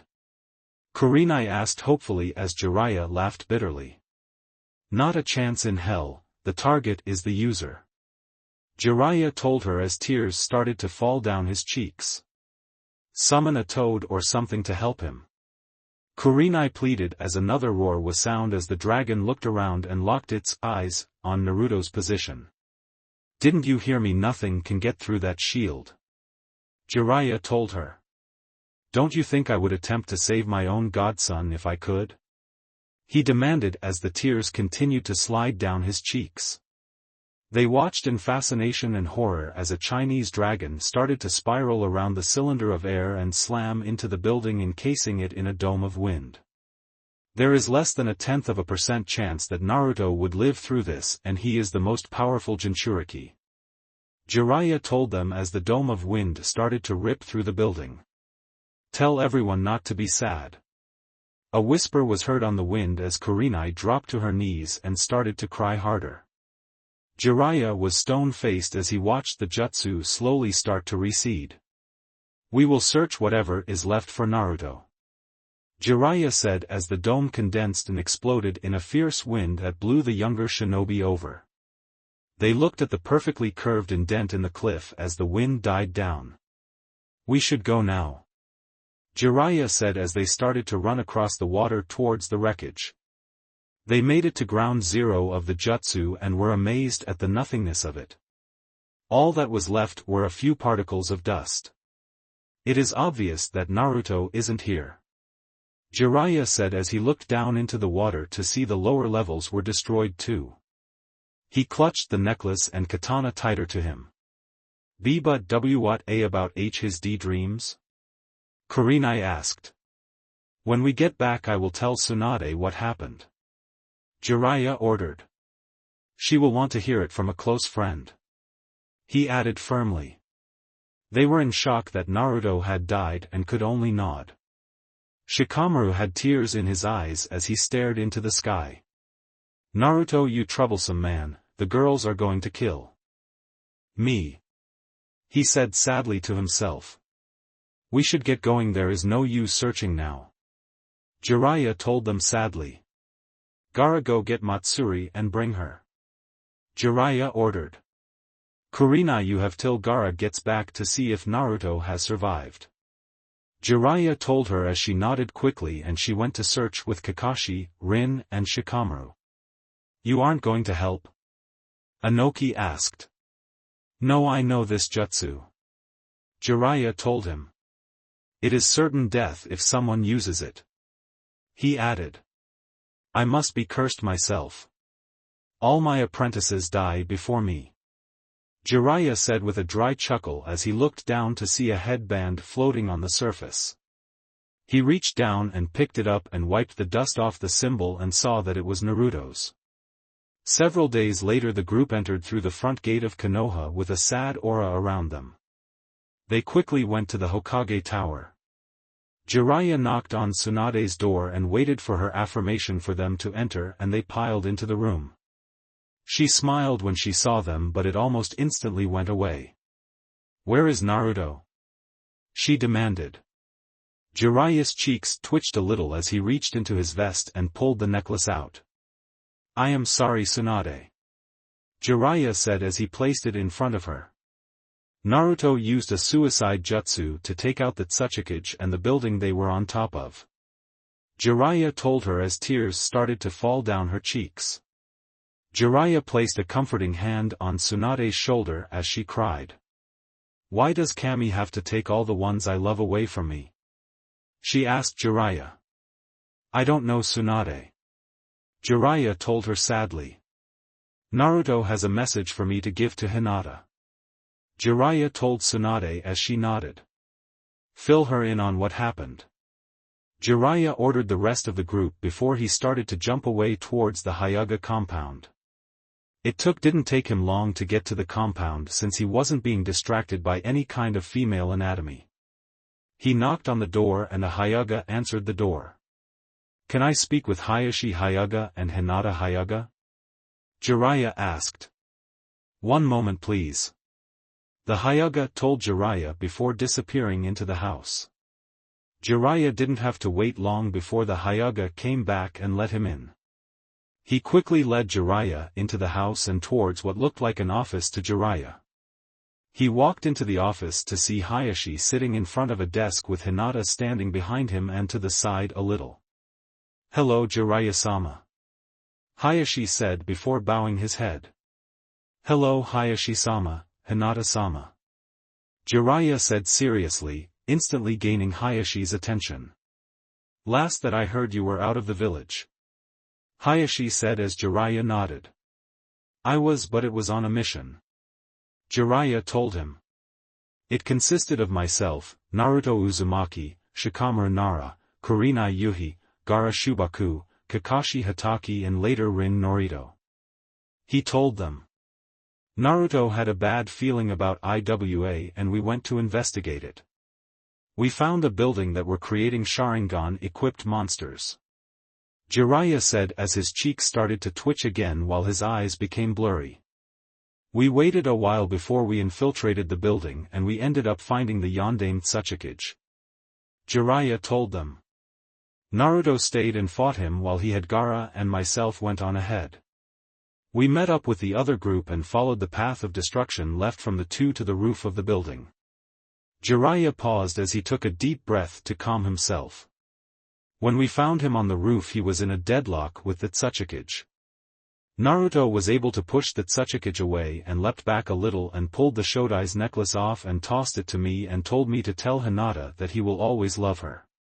He then threw his katana towards us and it stuck into the ground. The two launched at each other and Naruto was stabbed through the chest. Jiraiya said as Hinata looked ready to cry. I would have helped him if he hadn't have used the true wind dragon jutsu. Jiraiya added as he reached into his vest again and pulled out the headband. I am sure Naruto would want you to have this Hinata. Jiraiya said as he handed it out to her. I am sorry Hinata. Jiraiya said as Hinata's arms went limp to her sides before her legs gave out and she fell to her knees and the tears started to pour down her cheeks. Jiraiya-sama please stop. Hayashi said. That is all I had to say. Jiraiya told them as he bowed to Hayashi before leaving. He saw Hanabi walking down the hall. You are Hanabi Hyuga, right? He asked as she nodded. Your sister needs you right now. She just got some horrible news. He added. What is it? Hanabi asked. Ask your father or Hinata. Jiraiya said before he continued to leave. He heard Hanabi quickly go into the room. Jiraiya had tears in his eyes before he slammed his fist into the wall next to him making it explode. He heard a scream and looked to see that he had punched the wall to the women's bath. I am sorry. Jiraiya said before continuing on his way. He stopped at the guard and gave him a sheet of paper with his bank account number. I kinda broke one of you walls. Take whatever the costs are out of that account. Jiraiya said as he walked out of the gate and into the street. Jiraiya looked up at the sky. Naruto, I hope you are happy with your mother. Jiraiya said sadly. What is that supposed to mean? A feminine voice demanded. Jiraiya turned to see a pink-haired girl. You were Naruto's teammate, right? Jiraiya asked as she nodded. You should know by the end of the day if not by tomorrow. Jiraiya told her before he continued to walk. He could see Umbu running around and stopped to talk with people. So she is doing it now? Jiraiya thought as he saw the groups of people walking towards the Hokage tower. An hour later at Hokage Tower, everyone was whispering to each other about what the meaning of this village-wide meeting was about. They were silenced when Tsunade walked out in her complete Hokage getup. Tsunade took a deep breath as she tried to compose herself. People of... She trailed off as she cleared her throat. People of Konoha, I have called you together for a sad reason. Tsunade yelled. One of our strongest shinobi was killed recently on a mission. He died in order to protect his teammates. Sakura's mind was abuzz. Wait a minute. Naruto went on a mission with Kurenai-sensei, Kakashi, Shika, and Gaara. They came back, but he did. Oh no, please no, she thought. I am sad to tell you that Naruto Uzumaki Namikaze was killed on his latest mission to IWA. Tsunade said softly, but her voice carried through the crowd. That is a lie, several people yelled. I wish it was. Tsunade told them. He used a ninjutsu called the True Wind Dragon Jutsu. It is the most powerful wind-natured jutsu in existence. But it comes at the price of almost certain death of the user. I was told this by Jiraiya of the Sannin. She added as she saw the sadness wash over most people. Her lips started to twitch from her restrained sobs. He used that jutsu on the Yondaime Tsuchikage who was supporting Orochimaru's experiments of monsters with Sharingan eyes. She said. It took out both of them along with the building they were on. She continued, nearly breaking down again. You may go on with your business again. She added before walking back into her office, leaving the stunned crowd. The instantly she was out of sight, her composure completely crumbled and she fell to her knees and broke down into sobs as she clutched the necklace to her chest. She felt two arms wrap around her and lift her up. Tsunade, you shouldn't be caught like that. She heard Jiraiya tell her before he set her in her chair. She clung to Jiraiya as she cried. Jiraiya attempted to soothe her as she cried. Why did he do that? She begged him. I have no idea. Jiraiya told her as he rubbed her back soothingly. It has a month since everyone learned of Naruto's death and people were finally getting back to their normal life. There were a few exceptions though, mainly his close friends and loved ones.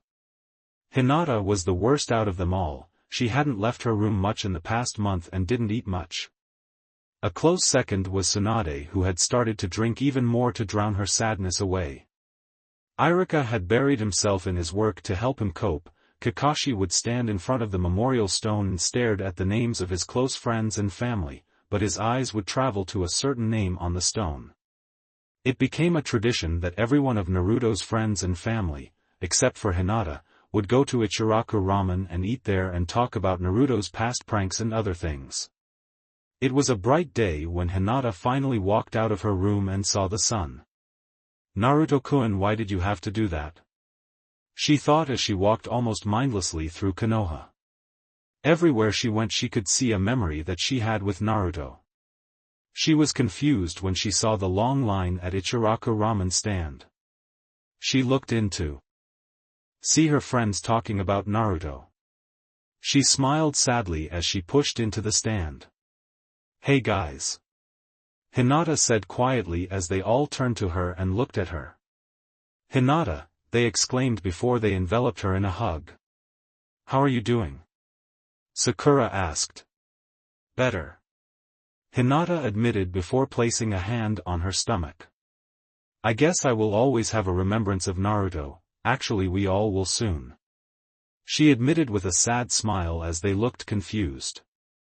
I would say about 6 months from now. She added as Sakura's eyes widened. You don't mean? Sakura trailed off as Hinata nodded. Huh, what are you talking about? Kiba asked confused, making Hinata sigh. You are an idiot, Kiba. Shikamaru said. When will you find out the sex? He asked, trying to give Kiba a hint. Find out what sex? Kiba asked, still confused, getting on everyone's nerve. She is pregnant, you idiot. Ino told him fiercely as realization dawned on him. You mean you and Naruto had? He trailed off as Hinata nodded. Can I touch your stomach? Sakura asked as Hinata nodded and she placed her hand on her small stomach. Sakura could feel the lump on her stomach. It must have been your bulky clothes that hid it. Sakura said with a smile. I am actually a little nervous. Hinata admitted. Why? Sakura, Ino and Tenten asked. Well, I haven't told Tsunade-sama and well you know. Hinata said as their eyes widened. Tell me what? A feminine voice said behind Hinata as she stiffened. It is good to finally see you are out again. The voice said again as Hinata slowly turned to see Tsunade. Hello Tsunade-sama. Hinata stuttered scared. So what is this that you haven't told me? Tsunade asked. I am. She trailed off before she ran outside and emptied her stomach into a trash can. She grimaced as she wiped her mouth and walked back into the stand. What is wrong? Tsunade asked, and before Hinata could protest, Tsunade was doing a diagnostic check on Hinata. Tsunade blinked a few times as she ran her hands over Hinata's stomach again. Hinata, are you? She trailed off as Hinata nodded nervously. And Naruto is the... Once again Hinata nodded as Tsunade sighed. Well, I cannot say I am completely surprised. Tsunade said. So who else knows? She asked as Hinata pointed behind her and saw that all the guys were gone and only the girls were left. Those scared. Ino trailed off in grumbles. Father anh Hanabi-chan k no t to a along w with rin. Hinata stuttered nervously. You don't have to be worried. Tsunade said. I am not mad at you, maybe a bit disappointed for being so reckless, but I am happy. She told Hinata as tears started to come to Hinata's eyes before she hugged the older woman tightly. Tsunade rubbed her back and in the corner of her eye she saw the men looking in. Hinata! A feminine voice exclaimed as Hinata turned her head to see Kurenai and Asuma. What is wrong, dear? Kurenai asked as Hinata's throat clenched up, preventing her from talking. Do you want me to tell her? Tsunade asked as Hinata nodded. I believe there is a congratulations for Hinata. Tsunade said as Kurenai became confused. By Law 44B she is prevented from going on missions. Tsunade said as Kurenai became confused and started to go through the laws in her head and her eyes widened. Hinata, you're... Hinata nodded. But how, when? Kurenai trailed off in amazement. I think you know how and I know when. Tsunade said as Kurenai looked up at the tall blonde. Remember that little lie Naruto told us about the Rasengan? She asked as Kurenai nodded and Hinata flushed brightly. Well, I would say either he wasn't telling a lie or it was shortly after we left. She added. Hinata. Kurenai trailed off as Hinata became nervous. Would you mind if they call me Kurenai-bachan? She finished as Hinata looked shell-shocked. I really want to be a part of your life more and this way I can be. She added a bit hopefully as more tears started to form in Hinata's eyes. Kurenai looked shocked. Don't worry, it is just the hormones. Tsunade said dismissively. Several months later Hinata was walking down the street. Her stomach was protruding out and it was obvious that she was pregnant. People were slightly shocked and the first saw her stomach, but they quickly got over their shock. Random people would stop her and ask when she was due and if they could touch her stomach and if she knew the sex yet. Hinata would always reply kindly with a smile that it was in 3 more months and that they could touch her stomach and that she didn't know the sex yet. She was actually currently going to the hospital for her checkup with Rin. She walked into the hospital and she was quickly sent to a room and waited patiently for Rin to show up. I will always have a part of Naruto with me. Hinata thought as she rubbed her stomach when she heard the door open and she saw Rin. Hello Hinata-chan. Rin said as she looked at Hinata. How is it going? You know about the same. Hinata said. Been craving ramen a lot. She added with a giggle. I am not surprised, Kushina-chan was the same way when she was pregnant with Naruto, but she was already a ramen lover before that so. Rin trailed off as Hinata giggled some more. So we are going to find out the sex today. Rin said as she ran a glowing hand over Hinata's stomach and her eyebrows knitted together in confusion. Hinata, can you give me a minute? Rin asked as Hinata nervously nodded and Rin quickly left. What is wrong? Please don't have anything wrong with my baby. She thought as Rin came back dragging both Shizune and Tsunade. The two quickly made the hand signs and their hands started to glow green and they ran their hands over her stomach and Tsunade smirked. So Hinata, which do you want more, a boy or girl? Tsunade asked. I don't care as long as it is healthy. Hinata said. Oh, they are perfectly healthy. Tsunade said as Hinata sighed in relief before her eyes widened. They? Hinata asked stunned. Apparently you are having twins. Tsunade said. One of them was hiding during the checks. She added. And the sex in male and female. Tsunade said as Hinata's mouth almost fell to the ground in her shock. T-twins? Hinata stuttered while she placed a hand on her stomach. Later that day Hinata walked to the ramen stand still in a daze and noticed the line, but she didn't have to wait and walked into the stand and saw the Ayam and Tucci making ramen. Hey guys. Hinata said as she sat at her reserved seat. Oh Hinata-chan. Ayam said as she turned to the girl. So is she healthy? Ayam asked. You are determined it is a girl. Hinata said. Of course you can call it women's intuition, so am I right? She asked. Well, half right. Hinata said as it became silent in the stand and everyone turned to her. A girl and a boy. Hinata said as Ayam squealed rather loudly. Twins. Ayam exclaimed excitedly as Hinata nodded. Hinata was soon bombarded by congratulations from everyone. All the ramen for you is on the house. Tucci told her with a smile. So what do you want? Tucci asked and soon regretted it. Chocolate ramen noodles in beef broth with miso.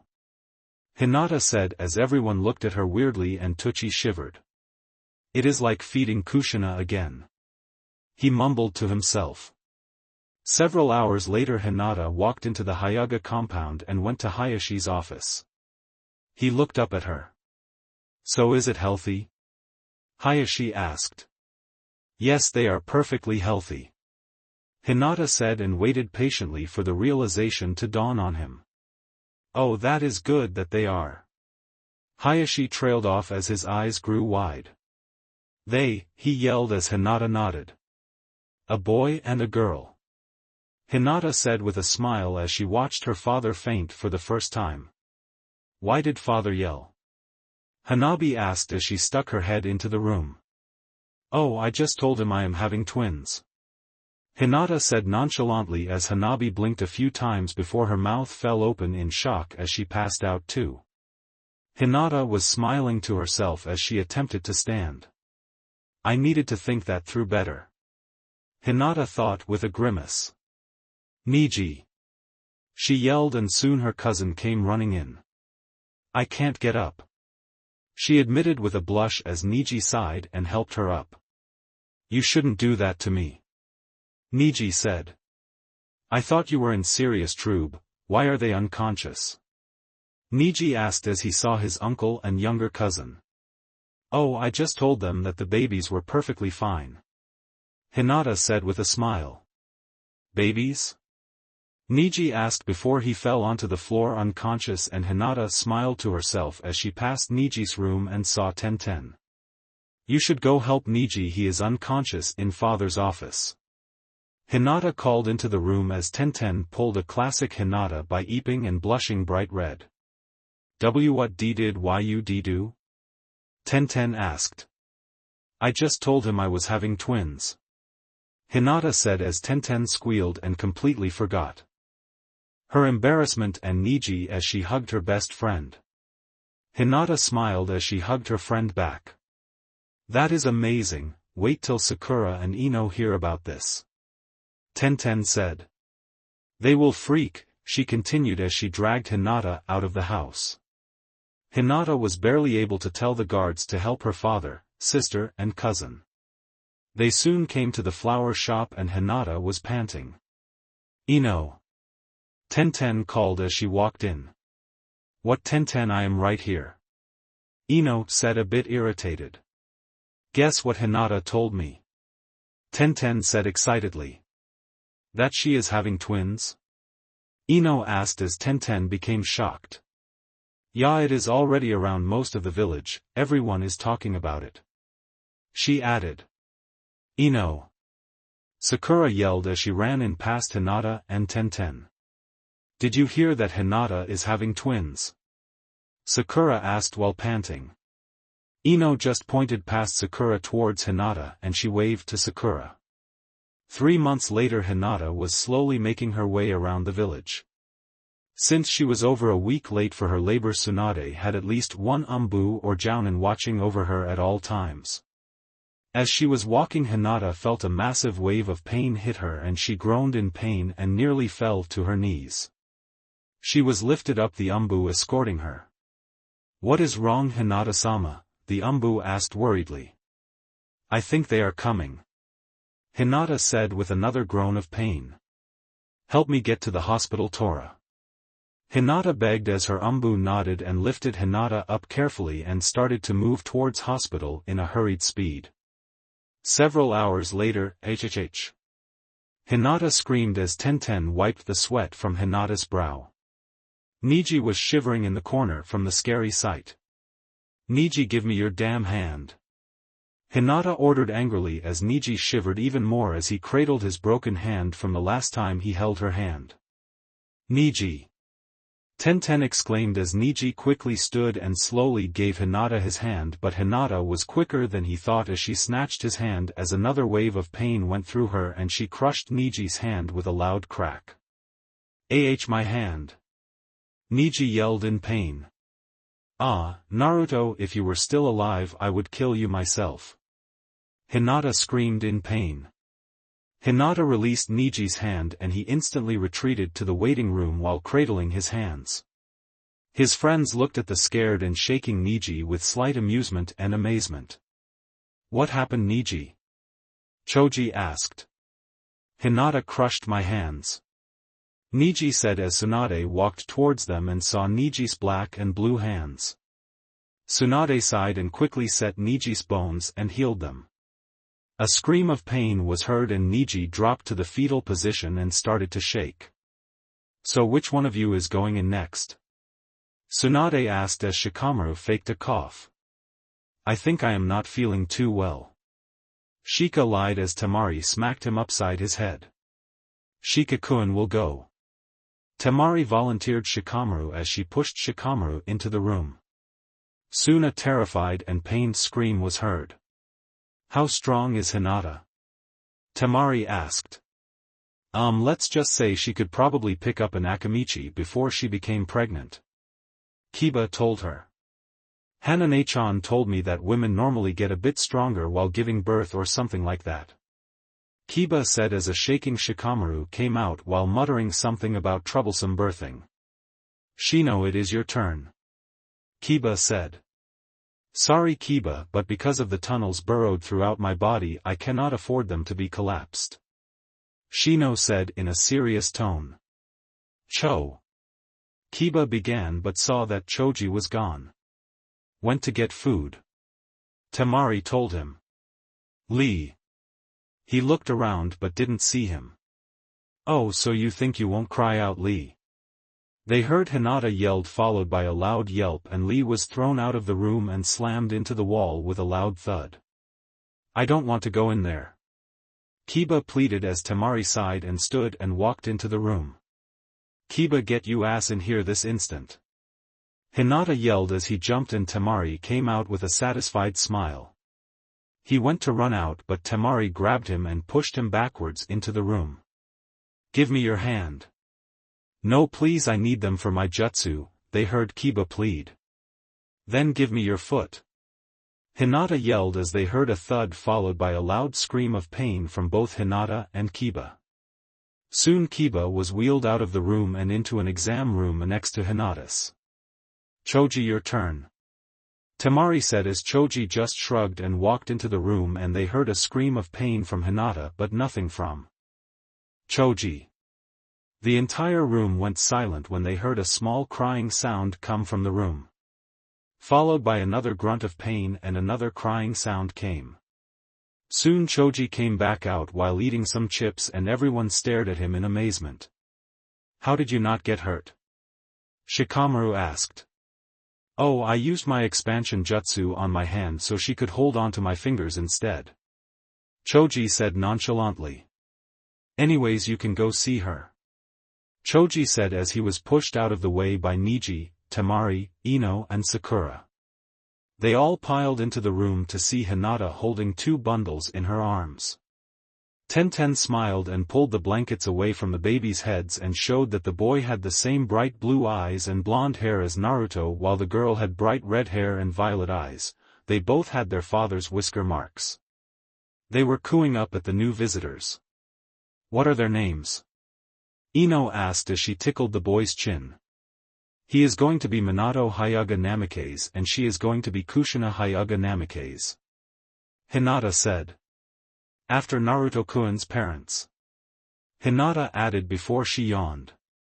Her eyes slowly drifted shut as she succumbed to her tiredness. Shikamaru took a camera out and took a picture of Hinata as the babies looked at it in amazement while Hinata slept. You are going to be a hellion just like your father, aren't you? Irika asked as the 2 babies smiled up at him like a fox as he shivered. I think they will be worse. He mumbled as the others chuckled. Several days later, Hinata was being released from the hospital and almost all of her friends and family were there to help her.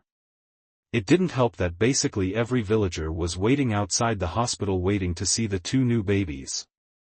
Irika had Minato in his arms while Hinata held Kushina.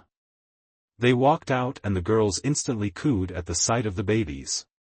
Ayam was the first one to see the newborns out of all the villagers. Oh, he looks just like his father. Ayam cooed as she tickled his chin, making his face crinkle up before he grabbed her finger. Irika-sensei thinks they will be a hellion just like Naruto-kun was. Hinata said a bit tiredly. I have no doubt in that. Ayam said as she saw the fox-like grins the 2 babies sported. Hinata spent the next few hours making it through the crowd and was finally on her way to the Hyuga clan. A few passing shinobi would jump down and either congratulate her or coo at the cuteness of the babies. At least they will have a family. Hinata thought sadly as she hugged Kushina tighter to her chest, and Kushina looked up at her curiously before she reached her hand up and touched her cheek. Hinata looked down and smiled at the baby. You are such a good girl. Hinata cooed, making Kushina smile toothlessly up at her. You are a natural mother. Irika commented. Not really. Hinata told him. I took care of Hanabi-chan since she was born. I guess you could say I have been acting like a mother since I was 5. Hinata added sadly. Even if your mother survived, you would have been just as motherly. Irika told her with a warm smile which made Hinata smile. Thanks for your abundance of confidence in me. Hinata told him as they came to the big steel gate of the Hyuga compound. Do you want me to escort you in? Irika asked as Hinata shook her head. No, I can take it from here. Hinata said as Irika handed Minato over to Hinata. She moved naturally so she was holding the 2 babies easily. Thank you for the help, Irika-sensei. Hinata told him with a smile as Irika opened the gate for her. It was my pleasure, Hinata-sama. Irika said with a smile. Hinata-sama, you are finally out? A branch member asked. Yes, I am Wachan. Hinata said with a smile. I would have been back sooner, but apparently these 2 are celebrities. Hinata added before she left the woman. As she was walking past her father's study. We have to seal the younger twin. Hinata heard one of the elders say as Hinata scowled darkly. I will not allow the seal to be placed on my grandchildren. Hayashi said darkly as Hinata glared at the wall before she walked towards Niji's room. She kicked the door and heard an eep and a lot of scrambling before the door opened and a partially naked Niji stood in front of her. He cleared his throat. Hinata-sama, what can I do for you? Niji asked. Can you and Tenten-chan take these two for a few minutes? Hinata asked with a smile. I have something to take care of. She added but. Niji heard the edge on her voice and pitied the people who pissed Hinata off. Of course. Niji said as he took Kushina into his arms and let out a whimper when she grabbed his long hair and gave a mighty tug. Tenten came to the door with more clothes but Hinata couldn't help but chuckle when she saw one of her buns was loose and hung down her back. Tenten immediately took Minato into her arms and started to coo. Hinata bowed to her cousin before walking away. Those elders are going to be hurting. Tenten said as she tickled Minato. What do you mean? Niji asked confused. What happens when twins are born in this clan? She asked him as his eyes widened. Knowing Hinata, she will not allow that to happen, even if that means excommunicating herself from this clan. She added. With Hinata, Hinata was standing in front of her father's study. You cannot defy the entire Hyuga clan council, Hayashi-sama. She heard an elder say before her temper boiled over and she kicked the door as hard as she could, making it fly backwards. She strode into the study. What are you doing here? A male elder demanded. Shut up. Hinata ground out. Why you ate? He screamed as Hinata's wings pierced each of his shoulders and pinned him to the wall. If you even think of sealing my children and I will kill you without a second thought. Hinata threatened darkly, making a few of them shiver. And if you try it, not only will I leave this clan, I will make it my life's work to make sure that everyone knows of the evils that you have done. She threatened again as their eyes widened considerable. She retracted her wings from the elder, allowing him to fall to the ground. Plus I doubt the villagers would like it if I said you want to harm them.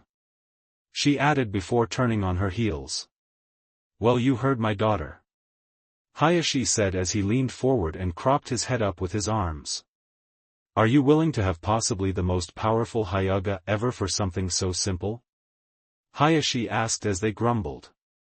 Hayashi smiled inside as he saw them drag the wounded elder away. You are just as fierce and scary as your mother. Hayashi thought.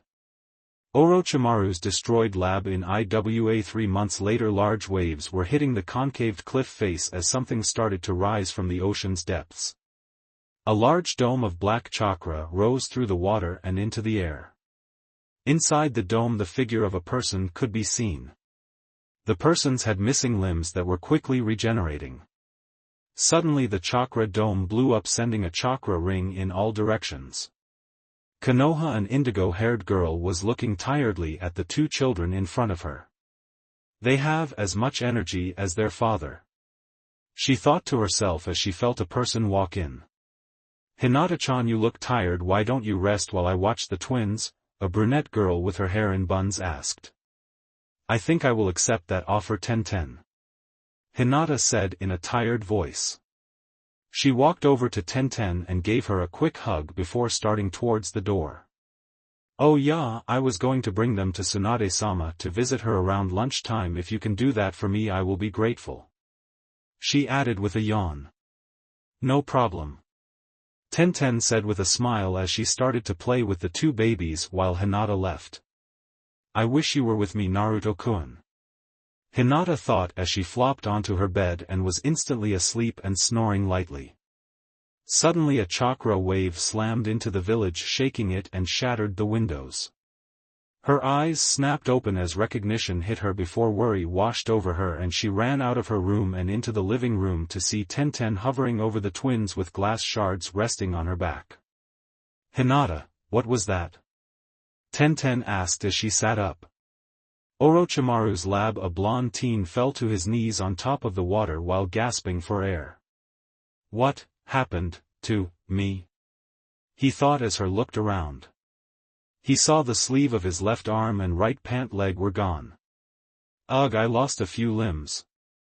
He thought as he closed his eyes and concentrated as his surrounds slowed down before changing completely. He opened his eye and was confused to see the sewers instead of the forest. What the hell, he thought.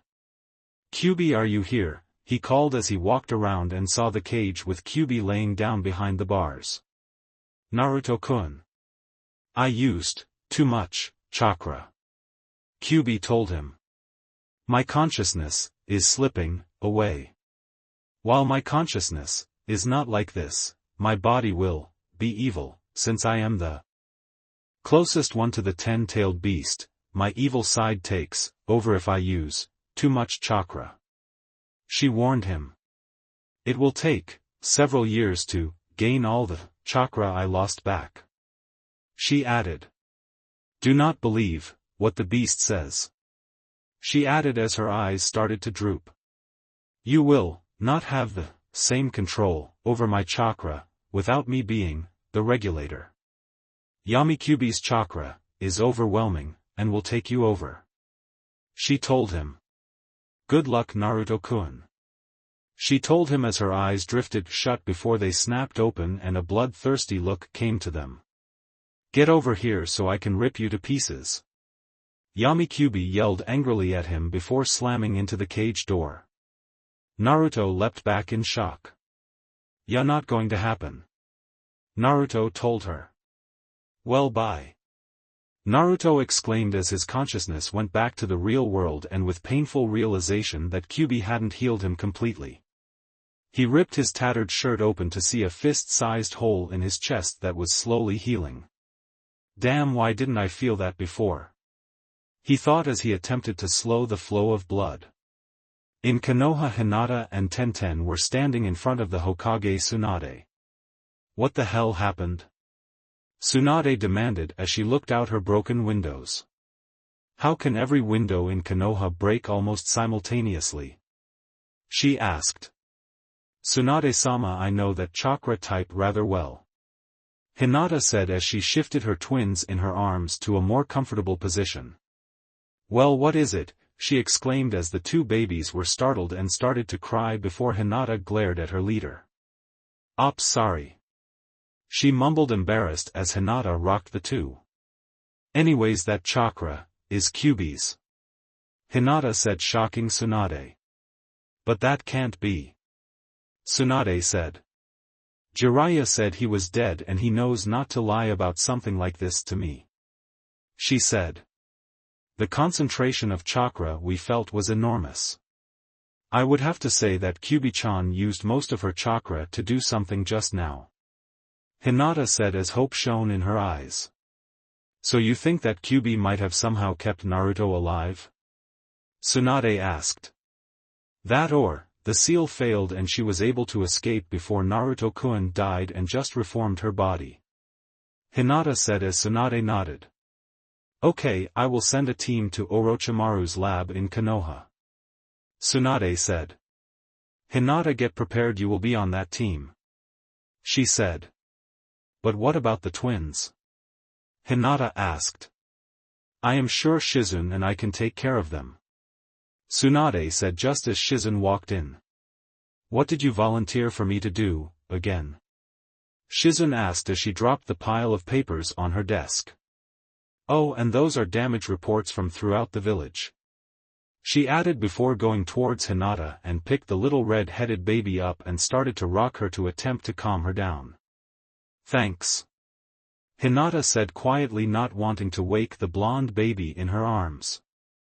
I just volunteered us to watch these two for Hinata while she went on her mission. Tsunade said. Oh, if that is it, I am fine with it. Shizun said as the baby girl calmed down and snuggled into her embrace. Anyways, Hinata, you will go get your teammates. Hana Inuzuka will be the fourth team member since Kurenai is out of the village currently. Tsunade said as Hinata nodded and handed her little boy over to Tenten. Well, I will be back soon. Hinata said as she leapt onto the roof outside the window and her wings shot out before she launched off the roof and into the air. With Naruto had made it up the cliff and onto the edge before he fell over unconscious. Blood was pooling around his body. With Hinata teammate, Hana and her dogs were standing at the gate. "What is our mission?" Kiba asked, slightly annoyed. "I thought that lab was destroyed," he added. "It was, but that chakra pulse was Kyuubi's chakra," Hinata said before they started to leap away. "So you think that Naruto is still alive?" Shino asked as Hinata shrugged. "It could be," she said, but she was hoping he was. "You do realize that Naruto will just be killed when he gets home if he is alive," Hana said from her place in front of them. Hayashi-sama doesn't seem to be the type of person who takes it kindly when his daughter becomes pregnant out of wedlock and at the age of 13. She explained. Several days later they had just broke through the tree line. "Okay, by this map Tsunade-sama gave me we have to go, that way," Hana said while pointing up the cliff side before they all started to leap away. Hinata hasn't been sleeping well. "I hope Naruto-kun is alive. I don't think her heart can take too much more," she thought as they came to the massively concaved cliff. "I think we found it," Kiba said as he sniffed the air. "Nechan, do you smell that?" he asked. "Yeah, blood, and a lot of it," Hana said as she looked around. "Kiba, Akamaru, and Shino, you two search the water line while Hinata and I look up here. Yell if you find anything out of the ordinary." "Affirmative," Shino said while Kiba nodded. "You three spread out and look for anyone suspicious." She ordered her dogs and they nodded and all three vanished. "Come on, Hinata," Hana ordered as the two started to walk away as the two boys leapt down to the waters. "Hinata, I don't want you to get your hopes up with this." She trailed off as she saw Hinata stop dead in her tracks. She followed Hinata's line of sight and saw a blonde boy face down with a large pool of dried blood under him. "Kiba, Akamaru, Shino, get over here," Hana yelled as she instantly started to run towards the boy and dropped next to him and gently flipped him over to see the whiskered face of the boy they were looking for. She brought her head to his chest and heard the faint sounds of a heartbeat. "He is alive," she exclaimed and saw the hole in his chest that was closing. "If he came back when that chakra blast hit us, he has lost too much blood for him to live more than 5 minutes, yet here we are 6 days later." She thought as her hand started to glow green and placed it over his chest and attempted to heal the wound. Hana could hear soft sobs coming from behind her and saw Hinata with tears running down her cheeks but had a soft genuine smile on her face. "Nechan, what d?" Kiba trailed off as he saw the blood-covered chest of Naruto. "Holy shit," Kiba whispered. Several hours later Hana had closed the wound as best she could with her limited medical ninjutsu. She looked to the sky to see that the sun was setting. "Naruto is stable for now, we will sleep here tonight and set out early tomorrow morning," she ordered. "Kiba, you and Akamaru will take the first watch, my dogs will take the second and Shino and I will take the third," she said as she looked over to Hinata who was asleep with Naruto's head in her lap. She had spent the time washing the blood off of his body. "That boy is something else," she thought. "Okay, Shino, Kiba, you two go get firewood. Akamaru, you and my dogs go hunt for food, and I will set up the tents," she said as they all nodded. The 4 dogs launched into the forest while the 2 boys walked into the woods. The next morning Hana woke everyone up. "Okay, we will have to make a makeshift stretcher for Naruto," Hana said. "So we need 2 7-foot-long sticks roughly as thick as your fist," she said as they all scattered around except for Hinata. "Naruto-kun, you should see our children, they are amazing," Hinata whispered as she moved a strand of hair out of his face as a pained expression came over his face. Hinata felt helpless as she looked at him. She heard some rustling and looked up to see Asuna team, Kumo team, and IWA team come out of the woods. Hinata instantly went on the defensive as she looked at them all. She saw the familiar faces of the Sand siblings and their sensei. "Hinata-chan, you are already here?" the blonde Suna female asked. "What are you all doing here?" Hinata asked with her guard still up. "Our villages were hit by a chakra wave and Shikaku told me it was Kyuubi's chakra, so we came to investigate," Gaara told her. "Nibi told me the same thing," a blonde Kumo woman said. "I had to check out the chakra blast that came from within my territory," an old man said. "So the small brat somehow survived?" he asked as he looked at the form when Hana, Shino, Kiba and the 4 dogs came out of the forest, and the dogs instantly started to growl at the blonde Kumo woman who hissed almost silently at them. "What is going on here?" Hana demanded as she looked at them. "They all felt the chakra blast too," Hinata said. "Well, I know the Suna shinobi, but who are you 8? Hana asked while looking at the others. "Brat, I am the Sandame Tsuchikage," the old man said as Hana's eyes widened and stood protectively in front of Naruto. "I am Yujito ni and I am the Jinchuriki of the Nibi no Nikko," Yujito said. "Do you want me to carry Naruto with my sand?" Gaara asked. "That would be helpful," Hana said. "Well, we should be going," she said as she backed away while Gaara lifted Naruto up with his sand. "Do you mind if I tag along?" Yujito asked. "I owe him a lot for freeing me from that lab," she added. "That wouldn't be up to me," Hana said as she turned to Hinata. "I don't care, if she tries anything I will just beat her down," Hinata said as Yujito's teammate snorted. "Did you not listen or something?" one of them asked. "She is a Jinchuriki." And?" Hinata asked as her wings broke through the back of her shirt and were held tightly to her back. "Let's get Naruto back to Konoha so Tsunade-sama can heal Naruto-kun," Hinata said. "You 3 go back to Kumo and tell Raikage-sama I am going to Konoha," Yujito ordered. "Well, tell the Slug Princess to send me a report on him. I owe him a lot too," Oanoki told them as him and his team walked away. 10 days later, late at night, Hokage office, a haggard Tsunade was doing paperwork while the twins were fast asleep on the couch. "Ugh, now I know why Hinata-chan is always tired, those two have almost boundless energy," she thought when someone burst into the room. Tsunade-sama team 8 along with the Sand siblings and a Kumo shinobi just came back, the person exclaimed. "They have another person with them, but Gaara has whoever it is encased in sand," he added as her eyes widened and she leapt up from her seat before Shizun walked in with another pile of papers. "Shizun, they are back," Tsunade exclaimed. "Stay and watch the twins while I go check on them," she ordered before she leapt out the window and was moving towards the main gate. She saw the small entourage walking down the main road towards the hospital. She landed in front of the group. "Report quickly," she ordered. "Mission, success," Hana said as Tsunade looked confused. This was an information-gathering mission, unless... Her thought trailed off as she looked at the ball of sand that was hovering near Tsunade. She trailed off as Hinata nodded with a small smile. "Naruto-kun is back," Hinata said quietly. "Let me see him," Tsunade ordered as Gaara lowered the sand in front of her and it opened up to show the unconscious form of Naruto.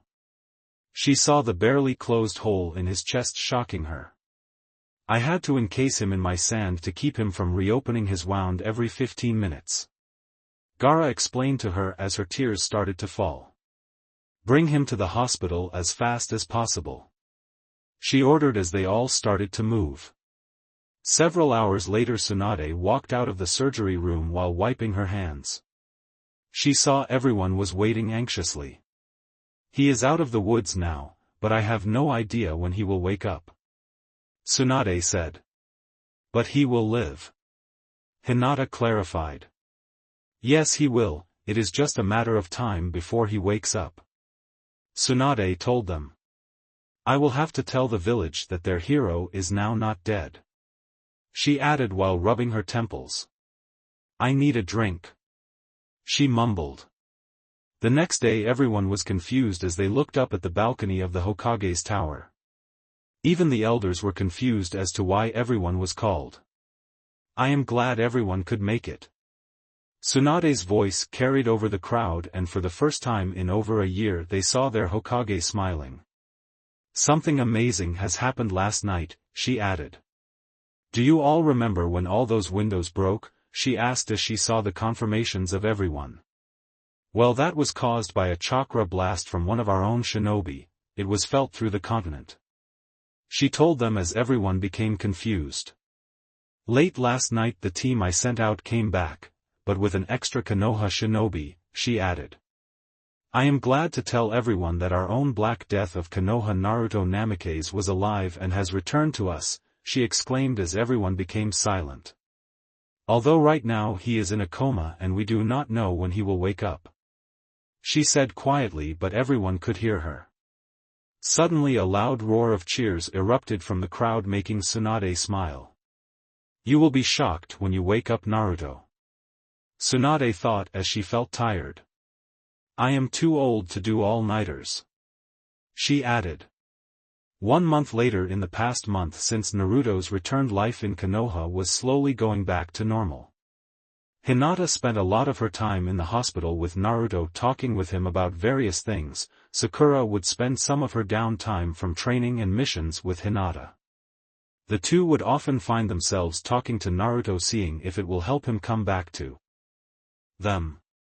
Konohamaru, Moegi, and Udon would always come after school with Irika to see if anything had changed, and would often spend hours talking about Naruto's past exploits, and much to Irika's displeasure Konohamaru was taking down notes. Kakashi would show up at the oddest of hours to check up on Naruto. Gaara had visited Naruto once before he left Konoha back to Suna with his siblings and sensei.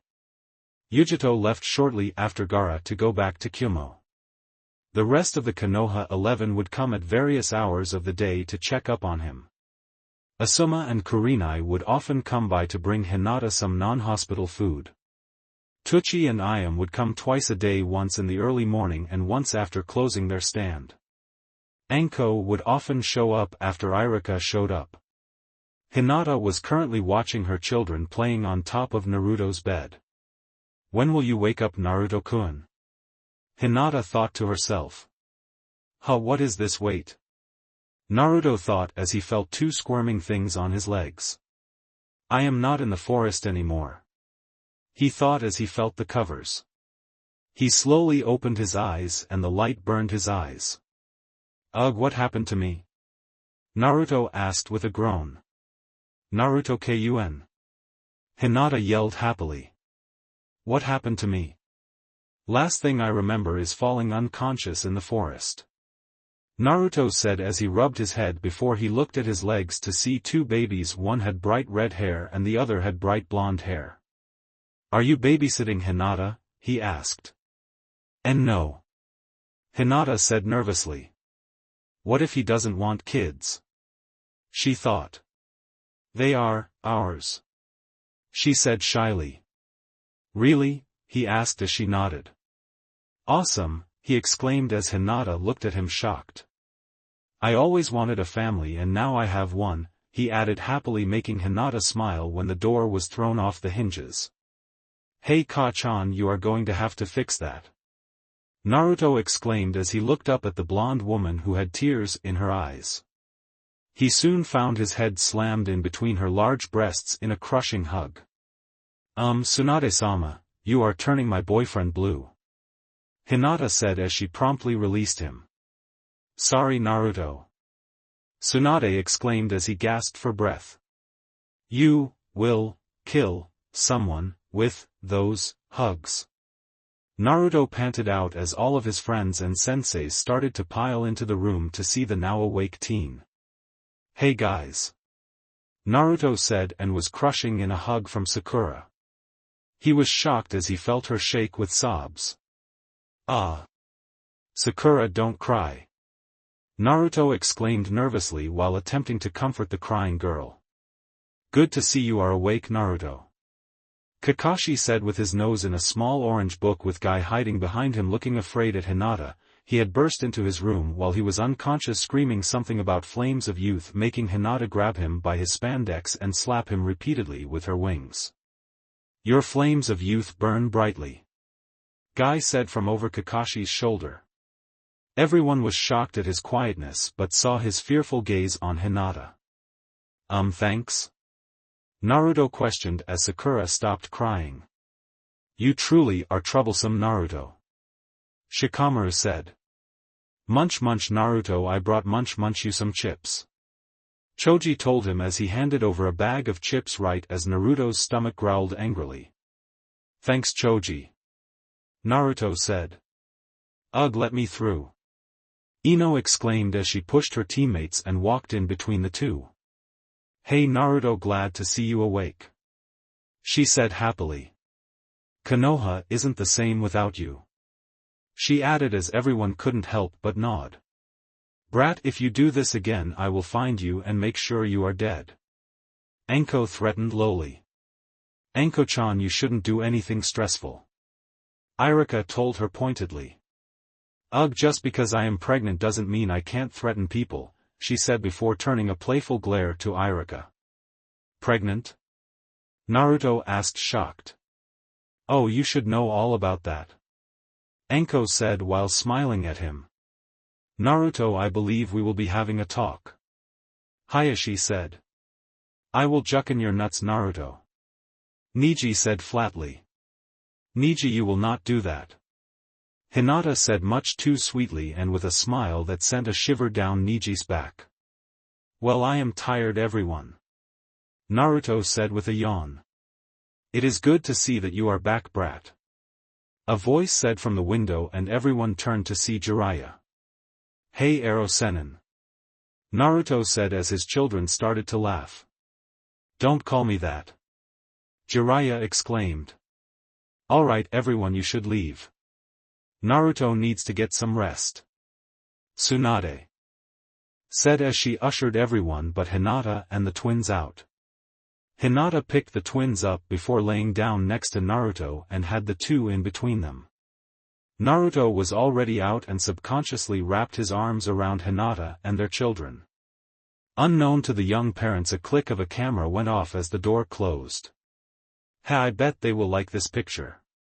Tsunade thought as she turned to see Jiraiya looking seriously at her. Alright, come on, we can talk in my office, she said with a sigh. Several minutes later the two were in her office.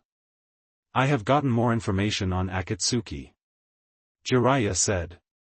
They will start moving to gain the tailed beasts in a year and a half, Jiraiya said.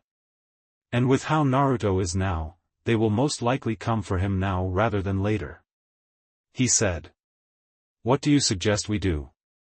Set up more Umbu guards? Tsunade asked but already had a suspicion on what had to be done. I am going to take him out of Konoha, Jiraiya said. You know as well as I do that I can make that boy disappear off the radar, he said. It will take about a week for him to be fully recovered, Tsuanda told him. That is fine by me, Jiraiya said. So where will you be taking him? Tsunade asked. You know I cannot tell you that, Jiraiya told her as she nodded knowingly and sighed. Just make sure he comes back, and not a pervert, Tsunade ordered. Don't worry, I will, Jiraiya told her. Hinata-chan will not like this. Tsunade mumbled as she pulled a bottle of sake out of her desk and took a large swallow, drinking most of it in the one gulp. Several hours later Tsunade walked into the room to see Naruto playing with his daughter. She looked sadly at the two. Oh hey Ka-chan, Naruto said as his daughter giggled up at him. What is wrong? He asked, noticing her sad expression. Naruto, in 1 week you will be leaving Konoha on a training mission with Jiraiya, Tsunade said as Hinata's mouth dropped open. What? No! Hinata exclaimed. I just got him back, she added. He won't be gone long, a year and a half at the most. Tsunade said. He needs to go because right now he is the weakest of all the tailed beasts. He can easily be captured by the Akatsuki. She added sadly. I am sorry. She added. There is something I need to tell you. Naruto said. I need Jiraiya's help learning to control Kyuubi's chakra. Naruto added, confusing them. She has fallen unconscious and lost a lot of control over herself, and her Yami side took her over. She is currently slamming against the bars of the cage attempting to escape. So I think it would be good for me to go with Jiraiya. Naruto said, shocking Hinata. Why you want to leave me? Hinata stuttered in a hurt tone. No, I don't want to, it is I need to leave in order to protect Konoha, the future, and most of all to protect our children. Naruto told her as he saw the tears falling down her cheeks. Please don't cry. He told her as he wiped her tears away. I hate seeing her cry. Naruto thought. But you are leaving us. Hinata said as a sob broke through her. Only temporarily. Naruto told her. I will write every chance I get and send a toad to deliver it. He told her. You better. Hinata said quietly but loud enough for him to hear the dangerous tone in it. 1 week later, Naruto had his signature black cloak over his shoulders while standing next to Jiraiya. We should get going, brat. Jiraiya told him. Okay, Ero-sensei. Naruto said as he walked towards Hinata and kissed her forehead, followed by kissing Minato's and Kushina's foreheads. I will be back before you know it. He told Hinata. Goodbye, Naruto-kun. Hinata said before leaning forward and kissed him deeply. Come back soon, Naruto-kun. She whispered into his ear before he pulled the hood up. Goodbye, Konoha. Naruto said as he turned to see that Jiraiya had left before him. Damn it, Ero-sensei, wait up. Naruto yelled as he jogged to catch up with him. Thanks for watching. If you enjoyed this video, smash that like button and subscribe for more content. Support the original author by clicking their profile link in the pinned comment of the first video of this series. They deserve the love. Want early access and exclusive content? Join my Patreon community, link below. Your support fuels these videos. Drop a comment with your thoughts, and I'll catch you in the next video. Stay entertained, stay safe.